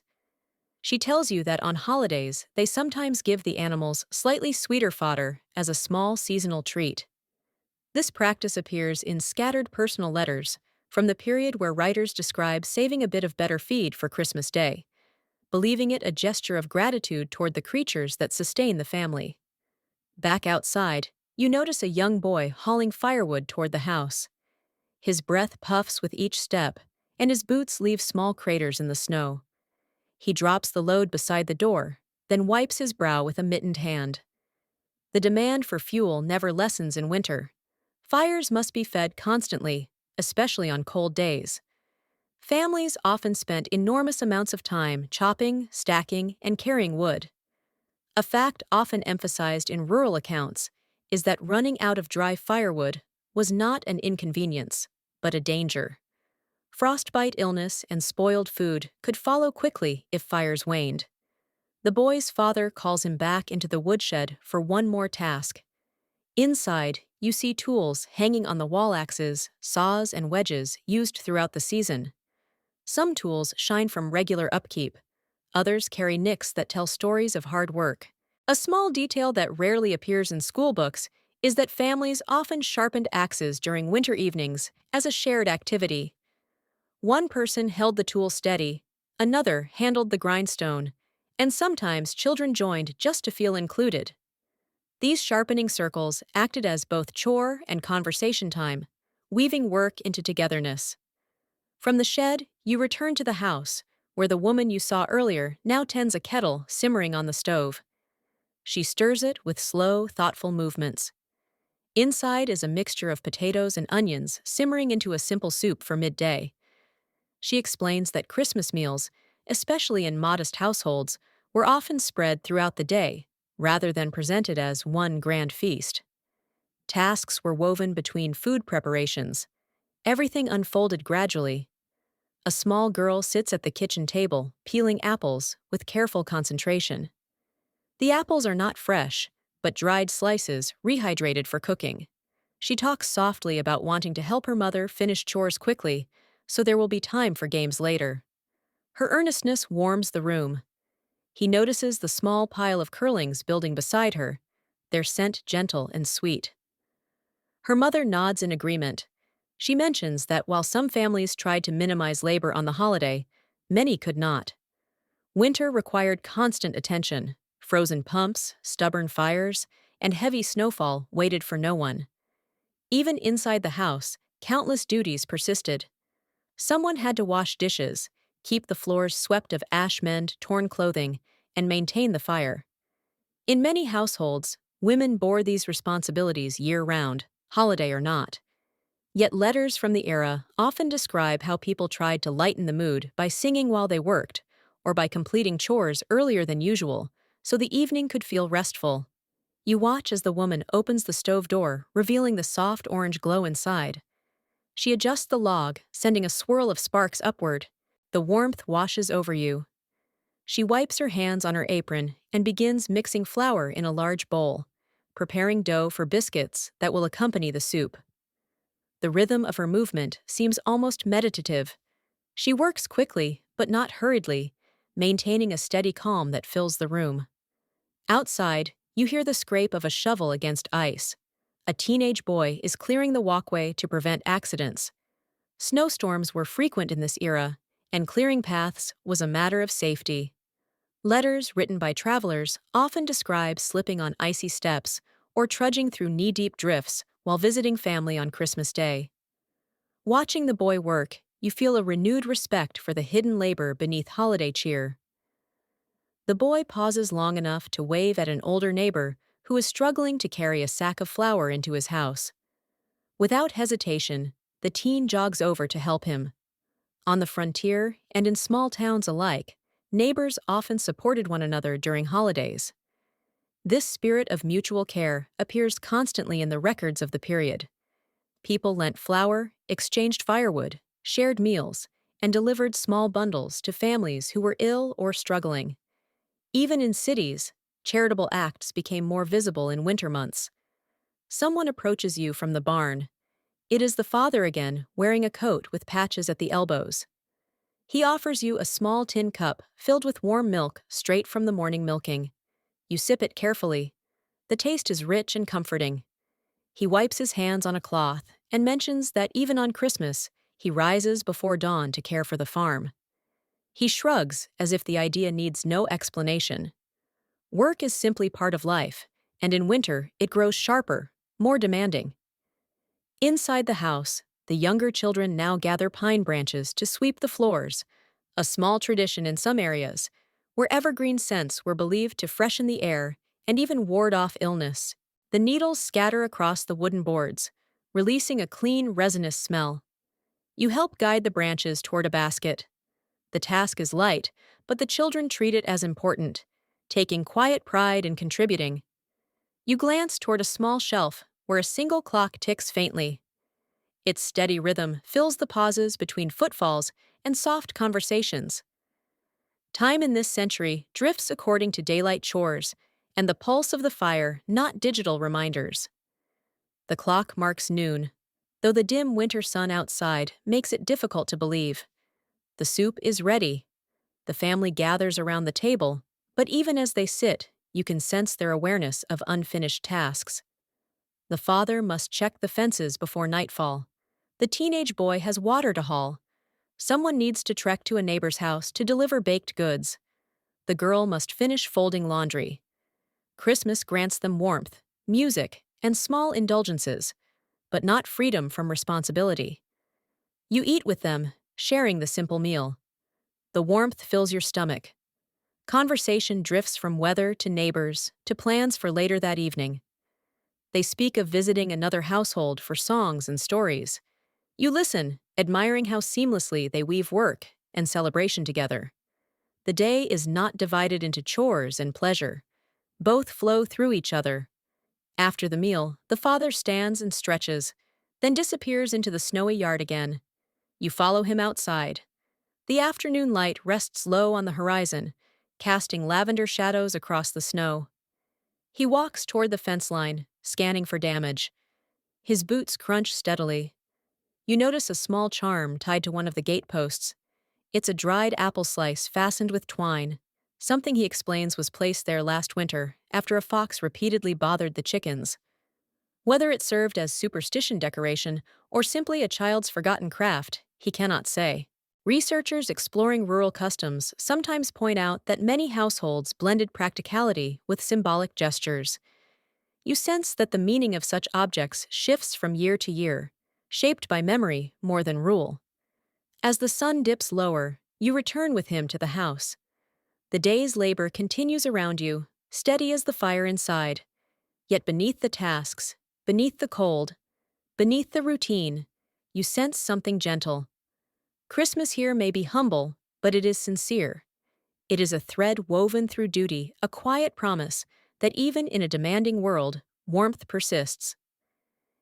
Evening settles gently over the homestead, softening the edges of roofs and fences as you make your way back toward the house. The sky glows with the last traces of pale gold, then slides slowly into blue, and finally into a deep, velvety dark. Christmas night in 19th century America carries its own kind of intimacy, shaped by candlelight, familiar voices, and the slow gathering of people who have spent the day balancing work and celebration.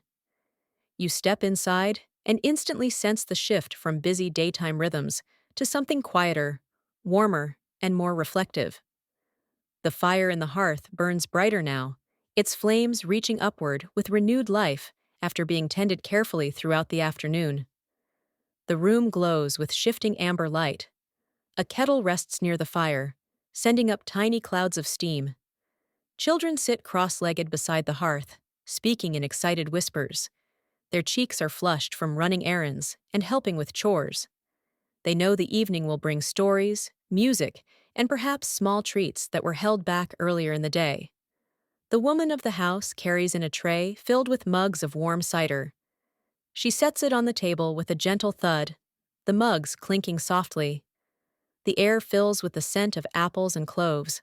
According to numerous letters from the period, spiced cider or warm milk mixed with honey were common evening drinks during the winter holidays. They soothed tired bodies and marked the transition from labor to rest. You pick up a mug, letting the warmth seep into your hands. A few neighbors arrive soon after brushing snow from their coats. They stomp their boots at the doorway, laugh apologetically at the mess, and slide into the room as if drawn by the glow. In small communities, holiday evenings often turned into informal gatherings. People visited after chores were done, bringing baked goods, small gifts, or simply company. You hear greetings exchanged in low, easy tones. The atmosphere feels familiar, even though you stand centuries away. Someone places a tin plate of gingerbread on the table. The pieces are small, meant to be shared sparingly. The scent mingles with the cider, forming a warm, comforting blend. A detail occasionally mentioned in household journals of the era is that some families hid a single dried raisin or currant inside one piece of gingerbread, giving whoever found it a small symbolic fortune for the coming year. You notice the children eyeing the plate with a mix of strategy and hope. As the neighbors settle in, a man picks up his fiddle. The instrument has been resting near the hearth since the gathering the night before. Its wood slightly warmed by the fire. He tunes the strings carefully, twisting each peg until the pitch feels right. The room quiets as he begins a gentle tune, slow and lilting. It drifts softly through the room, filling the air like a warm blanket. Notes rise and fall with a rhythm that matches the fire's quiet crackling. Many families relied on music to guide the emotional tone of their evening, and personal diaries from the time often highlight how cherished these gatherings were during winter months. A woman begins humming along. Her voice blends with the fiddle, calm and tender. The children hush themselves to listen. You feel the music settle into your shoulders, relaxing muscles you did not realize were tense. The tune shifts into something livelier, and the older children begin tapping their feet. One child even tries a few small dance steps, stumbling slightly on the uneven floorboards. Laughter ripples gently across the room. When the song ends, the man sets down the fiddle and leans back in his chair. Conversation blooms naturally. People share stories about the day, about chores completed, about animals behaving strangely, or neighbors needing help. Someone recounts how a rooster escaped its coop earlier that morning and had to be chased halfway across the yard. The crowd chuckles. A woman describes how her youngest child tried to feed a biscuit to the family cow. More laughter. You notice that storytelling holds an important place in the evening. Some accounts from the period mention that families often pass down tales, local folklore, and personal memories during these gatherings. A few stories were humorous, others cautionary, and some held deeper meaning rooted in cultural heritage. Tonight, the eldest neighbor, a man with a white beard and a voice like soft gravel, begins to share a tale from his own childhood. He describes trudging across miles of snowy fields to attend a Christmas barn dance when he was young. His words paint vivid scenes: lanterns hung on rafters, footsteps stomping in time, boots slipping on dusty floors, young men and women trying to look confident while secretly praying not to embarrass themselves. The children lean closer, fascinated by a past that feels both distant and strangely familiar. You watch their faces glow in the firelight. The elder pauses to sip his cider before continuing. He explains how one winter the snow piled so high that the community tied ropes between houses so people would not lose their way in the storm while traveling to holiday gatherings. Some modern researchers note that such stories appear in various regions, but disagree on how widespread the rope practice truly was. Whether literal or exaggerated, the tale reflects the challenges people faced in harsh winters. After the story ends, the room falls into a comfortable quiet. You hear the faint whistle of wind slipping through the cracks around the doorframe. The house creaks softly as its timbers adjust to the cold. Someone places another log on the fire, sending a shower of sparks upward. A young woman begins preparing a simple game on the table. She arranges small tokens carved from wood and a set of cards with hand-drawn symbols. The game resembles matching or memory tests, and she invites the children to join. Games like these appear frequently in letters and diaries of the time, often crafted at home rather than bought from a store. You watch as the children concentrate intensely, giggling when they make mistakes. The adults look on with fond amusement.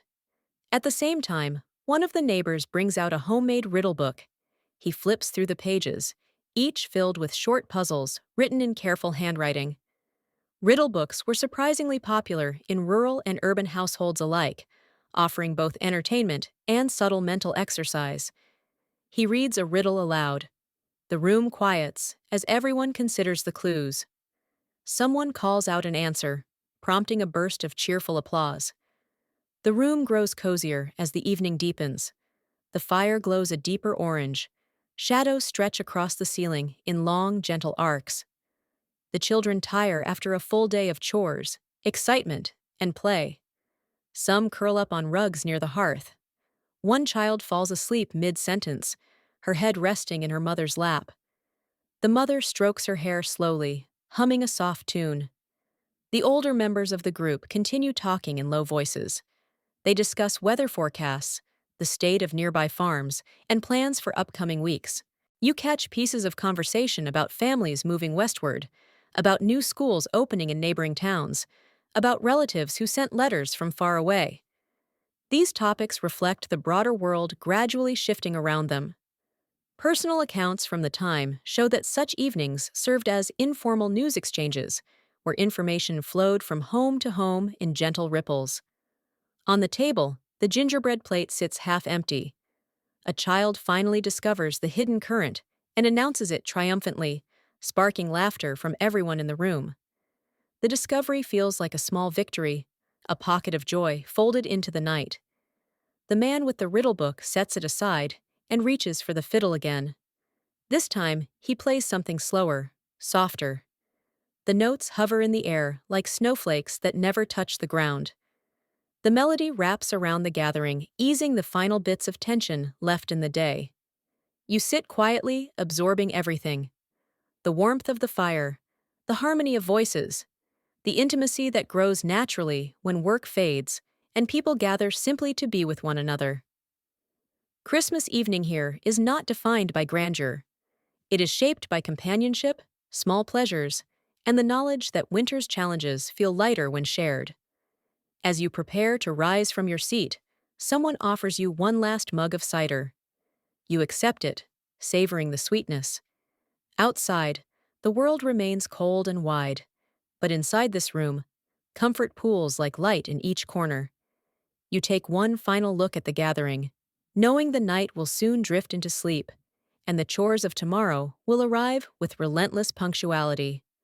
But for this moment, the house is full, safe, and softly glowing. You step outside into the quiet dark, carrying the warmth of the evening with you. You walk deeper into the town as night settles fully, and the glow of lamps and windows begins to reveal something you have sensed all along, but have not yet looked at directly. Christmas in 19th century America is not experienced the same way by everyone. Wealth and scarcity sit side by side, close enough to touch, yet separated by layers of circumstance. As you move through the snowy streets, you feel the contrast sharpen with every step. One house glows with abundant warmth, its windows bright, its doorway framed with ribbons and greenery.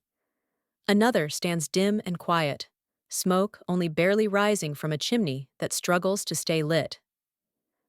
You approach the first home, drawn by its warm golden light. Through the frosted window, you glimpse a dining table heavy with food.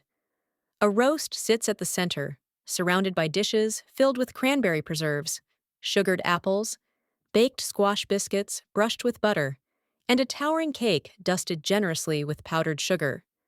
Families with greater means could purchase imported goods from city markets, and newspapers from the mid-century frequently describe holiday tables that showcased prosperity.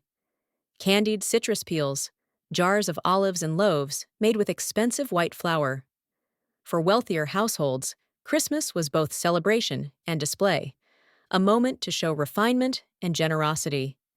You linger a moment, watching servants carry plates and refill glasses. The family members dressed in fine wool coats and silk ribbons speak with easy laughter. Children in polished boots chase each other around the room without any concern for chores or responsibilities. Their cheeks glow pink from too much excitement rather than cold air. The sound of a piano drifts through the walls, its melody careful and practiced. Such households often prized formal music lessons, and holiday evenings became a stage for young performers eager to impress relatives. You step away from the bright window, letting the curtain fall back into place, and the contrast hits you as soon as you turn the corner. A smaller, weather-worn house leans slightly under the weight of snow on its roof. Its windows glow faintly, candles burning low because the family must conserve wax. Inside the table is modest a pot of vegetable stew, a loaf of coarse bread, a few apples that have been saved for weeks, and perhaps one small pie made from dried fruit.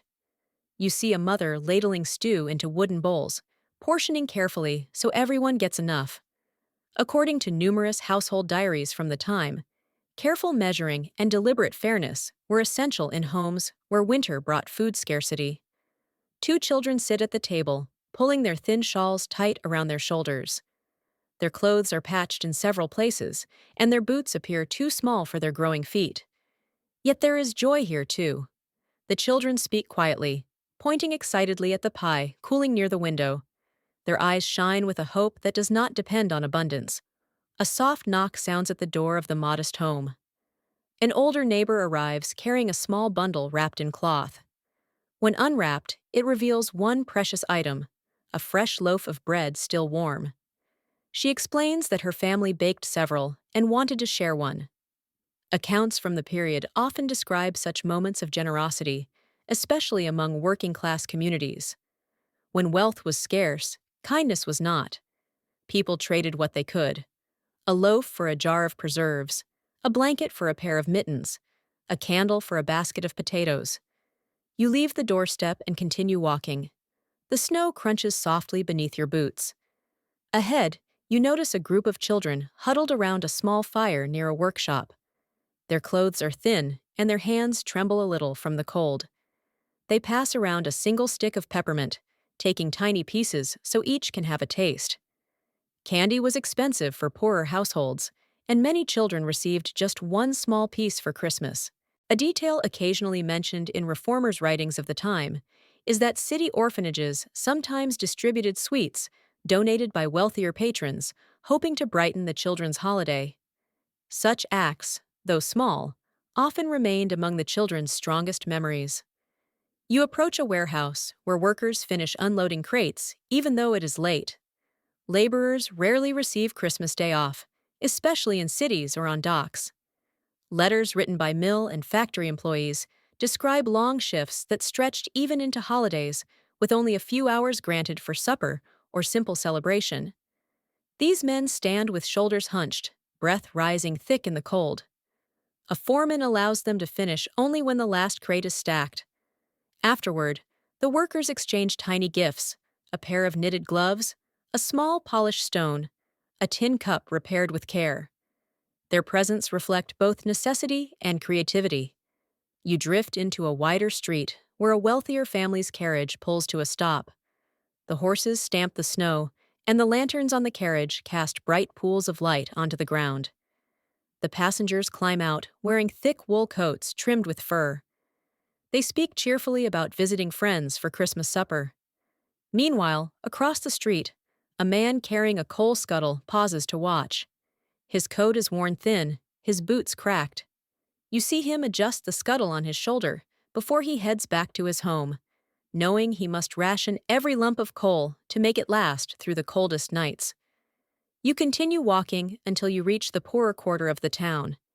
Here the air feels heavier, the sounds subdued. Houses lean against each other as though sharing what little warmth they have. Inside one, a family eats a meal of broth and bread. They speak in hushed voices, A single candle burns on the table. Yet even here, small traditions remain alive. The father pulls from his pocket a folded piece of paper with a hand-drawn picture on it. His son had made it secretly using charcoal and scraps from an old ledger. The drawing shows the family standing together beside a tree much fuller than their own. The mother smiles as she holds it, her eyes shining in the dim light. She smooths the edges with her thumb and places it carefully on a shelf, as though it were the finest gift in the world. Just a few streets away, the wealthiest mansion in town stands illuminated with dozens of candles. Servants hang sprigs of holly along a staircase, while guests in elegant attire remove their gloves and scarves. A long table covered in embroidered cloth stretches through the dining room. Oysters, roasted meats, sugared almonds, and molded gelatin dishes sit waiting. A harpist performs near the fireplace. Everything gleams, yet beneath the splendor lies another truth. Some journals written by 19th century social observers describe the discomfort that wealthier citizens sometimes felt during holidays, aware of the contrast between their abundance and the struggles of others. A few wealthy households organized small donation drives or delivered baskets to poorer families. Others held fast to the idea that prosperity symbolized divine favor. The differing perspectives remain a point of discussion among historians trying to understand the moral frameworks of the time. You step back outside and let the cold settle around you. Snowflakes drift gently across the lamplight. The street stretches ahead, lined with homes that vary in warmth, brightness, and comfort. Yet, as you listen closely, you hear similar sounds from both ends of the social scale. Laughter music, quiet conversation, the soft clatter of dishes, the steady hiss of logs burning in fireplaces. Christmas in this century is not uniform. It is shaped by disparity, by resourcefulness, by kindness, and by an awareness that winter tests every household differently. You move toward a narrow alley where a group of women from the working quarter gathered to share leftover bread and broth. They speak with tired voices but share smiles. One woman pulls out a single candle from her shawl. She places it in the center of the group, lights it, and says it is tradition in her family to make a wish for the coming year while watching the flame. The others nod and close their eyes. The candle burns steadily despite the cold breeze. You stand with them for a moment. The flame flickers steady and brave, and in that small circle of light, you feel the heartbeat of the season. Uneven, honest, shaped by hardship and generosity in equal measure. You leave the alley and continue into the night, carrying the contrasting images with you. Rich tables and humble bowls, bright windows and dim ones. Yet everywhere you go, you sense the same desire to create warmth in the coldest part of the year. You follow a long, quiet road that stretches away from the town, the sounds of Christmas night fading behind you. Snow muffles everything now. The sky hangs low and gray, and the world feels both vast and still. As you walk, you sense a change in the air, something heavier than winter, something shaped by uncertainty and distance. Before long, the road leads you to a field where tents stand in rows, their canvas edges stiff with frost. A thin plume of smoke rises from a makeshift fire. This is the kind of place where Christmas takes on a different meaning entirely. A military encampment in 19th century America. The wind carries the scent of wood smoke and damp wool. You step closer and hear muted voices inside the nearest tent. Lantern light spills through the seams, forming thin golden lines in the cold air. Soldiers gather around a small fire pit, their coats pulled tight, their gloves worn thin. War has a way of reshaping every ritual, and Christmas is no exception. Letters written by soldiers across several conflicts in this century frequently describe the holiday as a mixture of homesickness, resilience, and whatever scraps of comfort they could find. You approach the circle, and someone nods, gesturing for you to sit on an overturned crate. The fire crackles weakly. Its heat barely reaches your hands, but the glow is enough to soften the darkness around you. One soldier pokes the embers with a stick, sending sparks upward. Another holds a small tin cup filled with wheat coffee. Food is scarce here, and luxury is almost non-existent. Tonight, the men share what little they have: a biscuit saved from a ration, a sliver of dried apple, a handful of peanuts sent in a package from home. Each offering feels significant. A young soldier unwraps a scrap of paper from his pocket. It is a letter from his family, folded many times, soft at the edges. He reads a line aloud about his sisters decorating a small tree at home. The mention of it brings a hush over the group. Many of the men stare into the fire, imagining their own families. According to numerous wartime journals, soldiers often coped with separation by sharing memories of holiday traditions, letting stories serve as a bridge between the battlefield and the distant warmth of home. Behind you, a tent flap opens. Another soldier emerges, carrying a pot of stew so thin you can almost see the bottom of it. He ladles it into tin bowls. The broth smells faintly of onions and salt pork.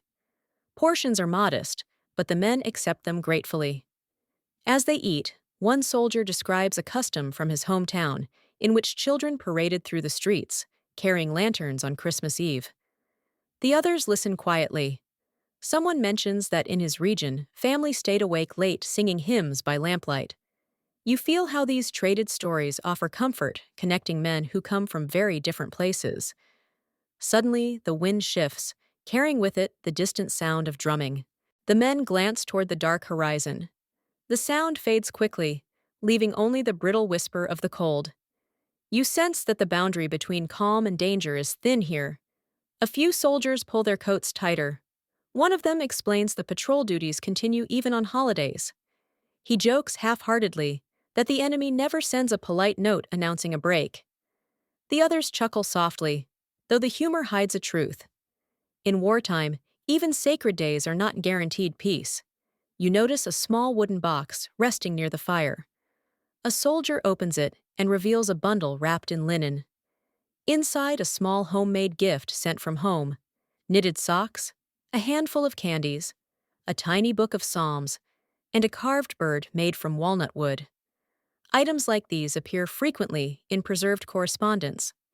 Families sent what they could, hoping their gifts would offer warmth, distraction, or even luck. You watch as the man holds the carved bird in his hands, running his thumb over its wings. He sets it carefully inside his coat pocket as if it were made of glass. After the meal, one of the older soldiers clears his throat. He says he remembers a Christmas from years earlier when his regiment paused fighting for a single day. He describes the moment with slow, steady words.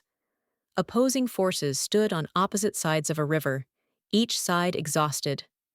That night, someone began singing a familiar hymn, and the melody drifted across the water. The other side joined in. For a brief hour, there was no shouting, no gunfire, only voices lifted in cold air. The men around the fire lean in, listening closely. A few smile faintly. Accounts of such unexpected moments appear in various war records, though historians still offer differing interpretations of how widespread or spontaneous these shared pauses truly were. Some believe they were rare, others argue they were more common but underreported. The uncertainty lingers like a second shadow. After the story, the soldiers sit quietly for a moment. Then someone begins humming a tune. Another joins. Soon a low, rough chorus grows around the fire. The song is gentle, full of long notes that stretch into the night. Their voices waver now and then, not from lack of courage, but from cold and weariness. Still, the melody carries threading itself into the fabric of the evening. A soldier seated beside you tilts his head toward the sky. The clouds thin slightly, revealing a few scattered stars. He mentions that his mother believed wishing on a Christmas star would bring good fortune for the year ahead. He smiles softly as he says it, the expression small but sincere. Across different regions, families passed on similar beliefs, sometimes born from religious tradition, sometimes from folklore. Such practices rarely make their way into textbooks. They appear in private letters passed down through generations. As the men finish their song, someone pulls out a deck of frayed playing cards. They arrange themselves in a loose half-circle and begin a simple game. Laughter rises here and there, lightening the mood. Even in war, even in the cold, small games offer a tether to normal life. You watch them play, noticing how brief smiles warm faces that have grown accustomed to strain. Nearby, two soldiers sit slightly apart, speaking in hushed tones. One hands the other a small roll of cloth. Inside is a pencil and a scrap of paper. He suggests writing home before the night grows too dark. The second man nods slowly and begins to scribble, pausing often to gather his thoughts. The act of writing carries a weight that feels almost sacred here. Letters often served as both confessions and lifelines. Many were later found tucked into pockets, chests, or bedrolls, carefully guarded, even in chaos. The fire begins to burn lower. A soldier adds another piece of wood, but supplies are limited. The flames catch slowly, gently illuminating their faces once more. One man reaches into his coat and pulls out a small tin ornament shaped like a star. Its edges are uneven, clearly handmade. He explains that his younger brother made it from a scrap of roof metal and insisted he carry it for luck. The ornament glints weakly in the firelight. It feels almost too delicate for a battlefield. You sense how objects like this become anchors, grounding men who have been torn far from home. Suddenly, a gust of wind sweeps across the camp, rattling the tents and stirring the fire. Snowflakes swirl in erratic spirals. A few men pull their blankets tighter. One stands and announces he must take the next watch. Duty rotates continuously, regardless of holiday. As he walks away, the snow crunches beneath his boots, fading into the distance. The remaining men settle again. One gently taps ash from his pipe. Another adjusts the blanket draped across his shoulders. Their breaths rise in pale clouds. You sense exhaustion woven into the silence. Yet beneath it lies perseverance. They share what little they have. They pass warmth where they can. They carve out celebration from scarcity. You rise slowly, knowing it is time to continue your journey. As you step back from the fire, the soldiers nod to you. One raises his tin cup in a quiet farewell. You feel the weight of their world lingering on your shoulders. The cold tightens around you as you walk away from the camp. Behind you, the flicker of the fire grows smaller until it becomes a single point of light against the dark. You continue across the snowy field, carrying with you the memory of a Christmas shaped by distance duty and the stubborn hope that even in the harshest places, warmth can still be found. You follow the path away from the encampment until the land begins to rise and fall in gentle slopes again, gradually drawing you back towards settlements where families move through the last notes of Christmas night. The snow is softened under your boots, turning from crisp to powdery, and the world feels as though it is exhaling after a long day. Ahead, a cluster of houses stands close together, each one carrying echoes of different languages, different customs, and different stories carried across oceans. Christmas in 19th century America is not a fixed idea. It is a living thing shaped and reshaped by the people who bring their traditions to its shore. You step into a neighborhood where German families have settled. Candlelight flickers warmly through lace-trimmed windows.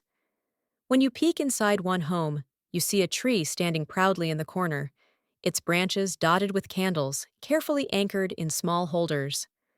The flames tremble like tiny stars. According to numerous family accounts from the period, German immigrants were instrumental in popularizing indoor Christmas trees in America, bringing with them long-held customs of decorating branches with sweets, fruits, and delicate handmade ornaments.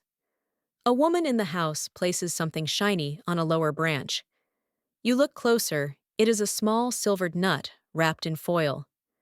Decorative touches like this appear often in the memories of families who preserved old-world traditions despite new surroundings. You watch as she hums softly and adjusts the candle flames to ensure they burn evenly. The room feels peaceful, glowing with a tender reverence. You continue your walk and soon reach a narrow street lined with homes where Irish families have gathered. Through one doorway, you hear lively singing. The rhythm is quick and the laughter is bright. Inside, A group sits near the fire, drinking a warm mixture of milk and spices. A loaf of barmbrack rests on the table, studded with dried fruit. A young girl slices it carefully, watching for the tiny objects baked inside. Finding certain items was believed to predict one's luck for the coming year. Visitors from the period mentioned this tradition as both playful and quietly meaningful, especially for families who carried their rituals through hardship and immigration. You slip farther down the road past a group of Italian neighbors standing outside, their hands cupped around steaming bowls of broth. Inside their home, a long table stretches across the room covered with dishes of fish, herbs, and small pastries. You can hear the rise and fall of conversations in a melodic cadence. A grandfather gestures animatedly while telling a story, his hands painting pictures in the air. A few children mimic his movements behind him, trying not to be seen. Letters preserved from immigrant families often mention how holiday meals became anchors of identity, helping people maintain a sense of home, even when surrounded by unfamiliar landscapes. As you continue walking, the houses seem to merge into a patchwork of customs. Scandinavian families hang woven straw ornaments shaped like stars. English households place sprigs of greenery above their doors and recite familiar verses from memory. African American communities, both free and enslaved, observe Christmas with layered traditions shaped by ancestral heritage, Christian practice, and the lived realities of the time. In certain regions, many enslaved families held brief gatherings during the holiday, sharing meals, songs, and small tokens carved from wood or saved from their rations. Writings from the period, especially letters and diaries, document a wide range of these customs. Though each carry shadows of the hardships woven into them, you pause near one modest home where a group of people gathers outside around a fire. They sing a spiritual in a slow-rising melody, voices intertwining with the crackle of burning wood. The sound carries a depth of emotion that makes you stand still. One of the elders adds a harmony that lifts the entire song upward. Later, he tells a visitor that music on the holiday brings strength, belonging, and connection to ancestors. The simplicity of the gathering radiates quiet dignity. Farther ahead, you see a shop decorated with paper garlands. Inside, a man with Scottish roots reads a poem aloud to a few friends. His voice swells with pride as he recites lines he knows by heart. Every few verses, someone nods or murmurs approval. Cultural gatherings like this, where poetry and songs formed communal bonds, appear prominently in newspapers of the era, especially in port cities where diverse groups lived side by side. These celebrations helped preserve identity, even while embracing the shifting traditions of a growing nation. You eventually find yourself in the heart of a bustling neighborhood, where customs collide in ways both gentle and unexpected. A group of children from different backgrounds build snow figures outside, decorating them with scraps of cloth pine needles and bits of ribbon collected from various households. They laugh as they attempt to make the tallest one, whispering to each other in accents shaped by both homeland and new land. Though their families celebrate differently indoors, the children weave their traditions together with ease, forming something new without even realizing it. Your walk leads you to a small gathering hall lit by lanterns. Inside, families of varied origin share song, stories, and food. Someone passes around a tray of pastries dusted lightly with sugar. Another places roasted nuts in a bowl near the hearth. A young woman recites a blessing from her own childhood, and others nod, even if the words are unfamiliar. One man compares his family's custom of exchanging small handmade gifts with his neighbor's tradition of lighting candles in the window. They laugh at the differences, but you sense admiration beneath the humor. Near the edge of the room, two older men hold a quiet discussion about how holiday customs have changed over the decades. One insists American Christmas is becoming more uniform, shaped by growing cities and shared inventions like printed cards. The other argues that regional and cultural differences remain stubbornly strong. Modern scholars examining these kinds of conversations offer varying interpretations of how quickly traditions blended, and how much remained distinct. The evolution of American Christmas culture is a mosaic, its pieces shifting constantly across generations. As the lanterns glow and the fire crackles, a group begins a circle of storytelling. A woman from Norway recounts how her childhood Christmas Eve always included lighting a single candle at midnight and placing it near a window. A man from New England recalls watching his family hang stockings near the hearth, each made from scraps of fabric stitched by hand. A woman with Caribbean roots describes celebrating with food seasoned brightly even in winter, mixing flavors from her ancestors with what she found in American markets. The stories blend, echoing through the room like threads weaving into a single cloth. You sit with them for a while, absorbing the hum of shared memory. The air smells of pine spice warmth and a mix of foods that seem to belong to many kitchens at once. The laughter rises, rises again. The fire pulses with steady light. As the evening deepens, someone begins to play a tune on a small instrument. Another hums along slowly, different voices join each bringing its own cadence. Some notes feel familiar, others foreign, but together they create a harmony that wraps around the room like a winter shawl. You realize that this is what the season becomes in a changing nation. A living exchange, a conversation carried through flavors, stories, music, and memory.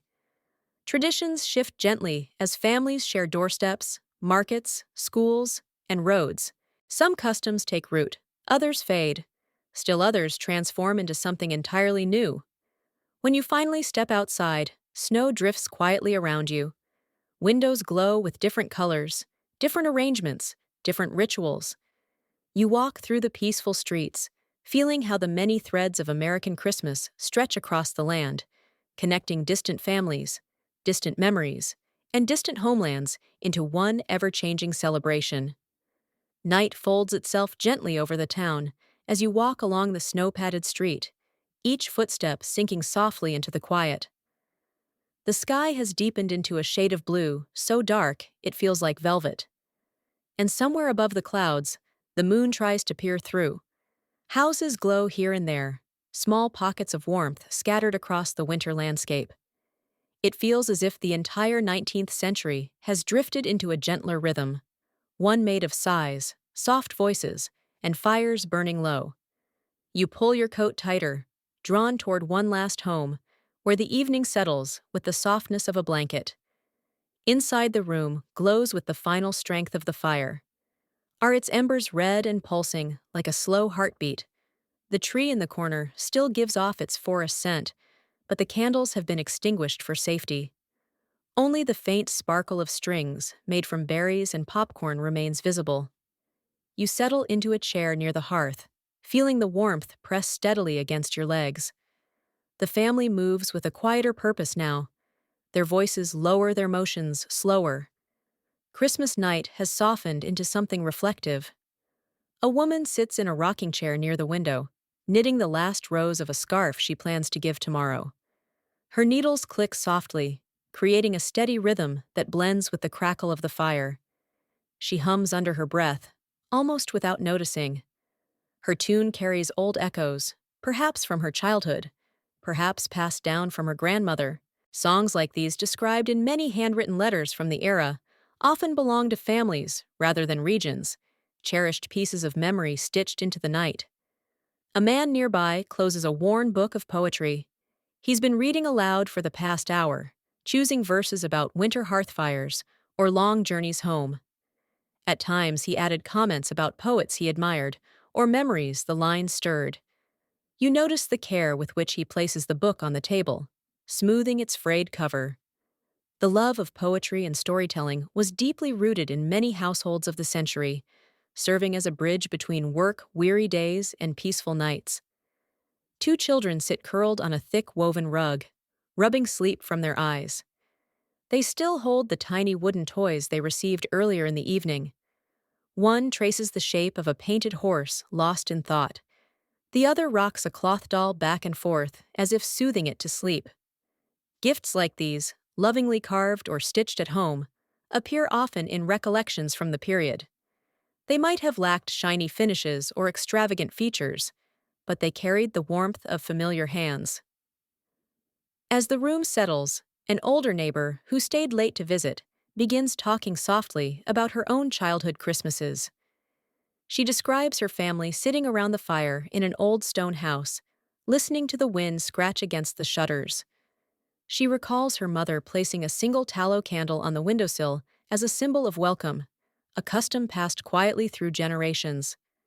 Such recollections are scattered across memoirs and personal writings, offering glimpses into traditions that vary from one household to the next.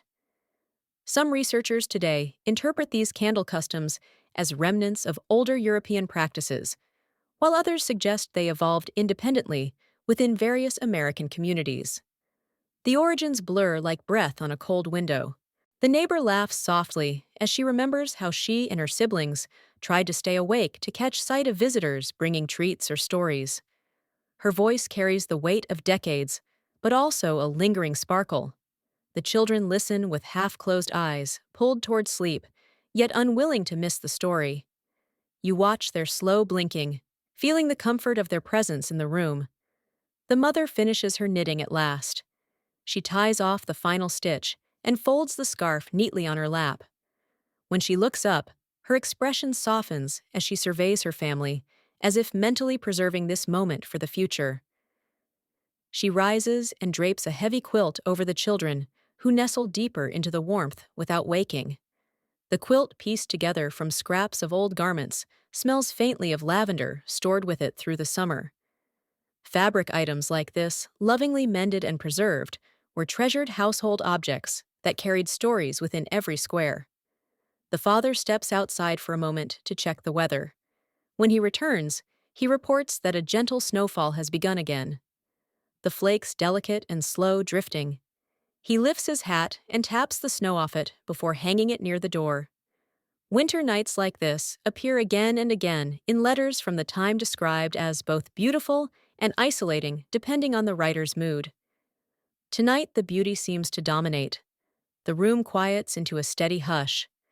The only sounds are the fire, the soft shifting of logs, and the faint creak of the rocking chair as the neighbor settles into it. Someone hands you a mug of warm milk flavored lightly with nutmeg. You sip it slowly, feeling the warmth unwind your shoulders.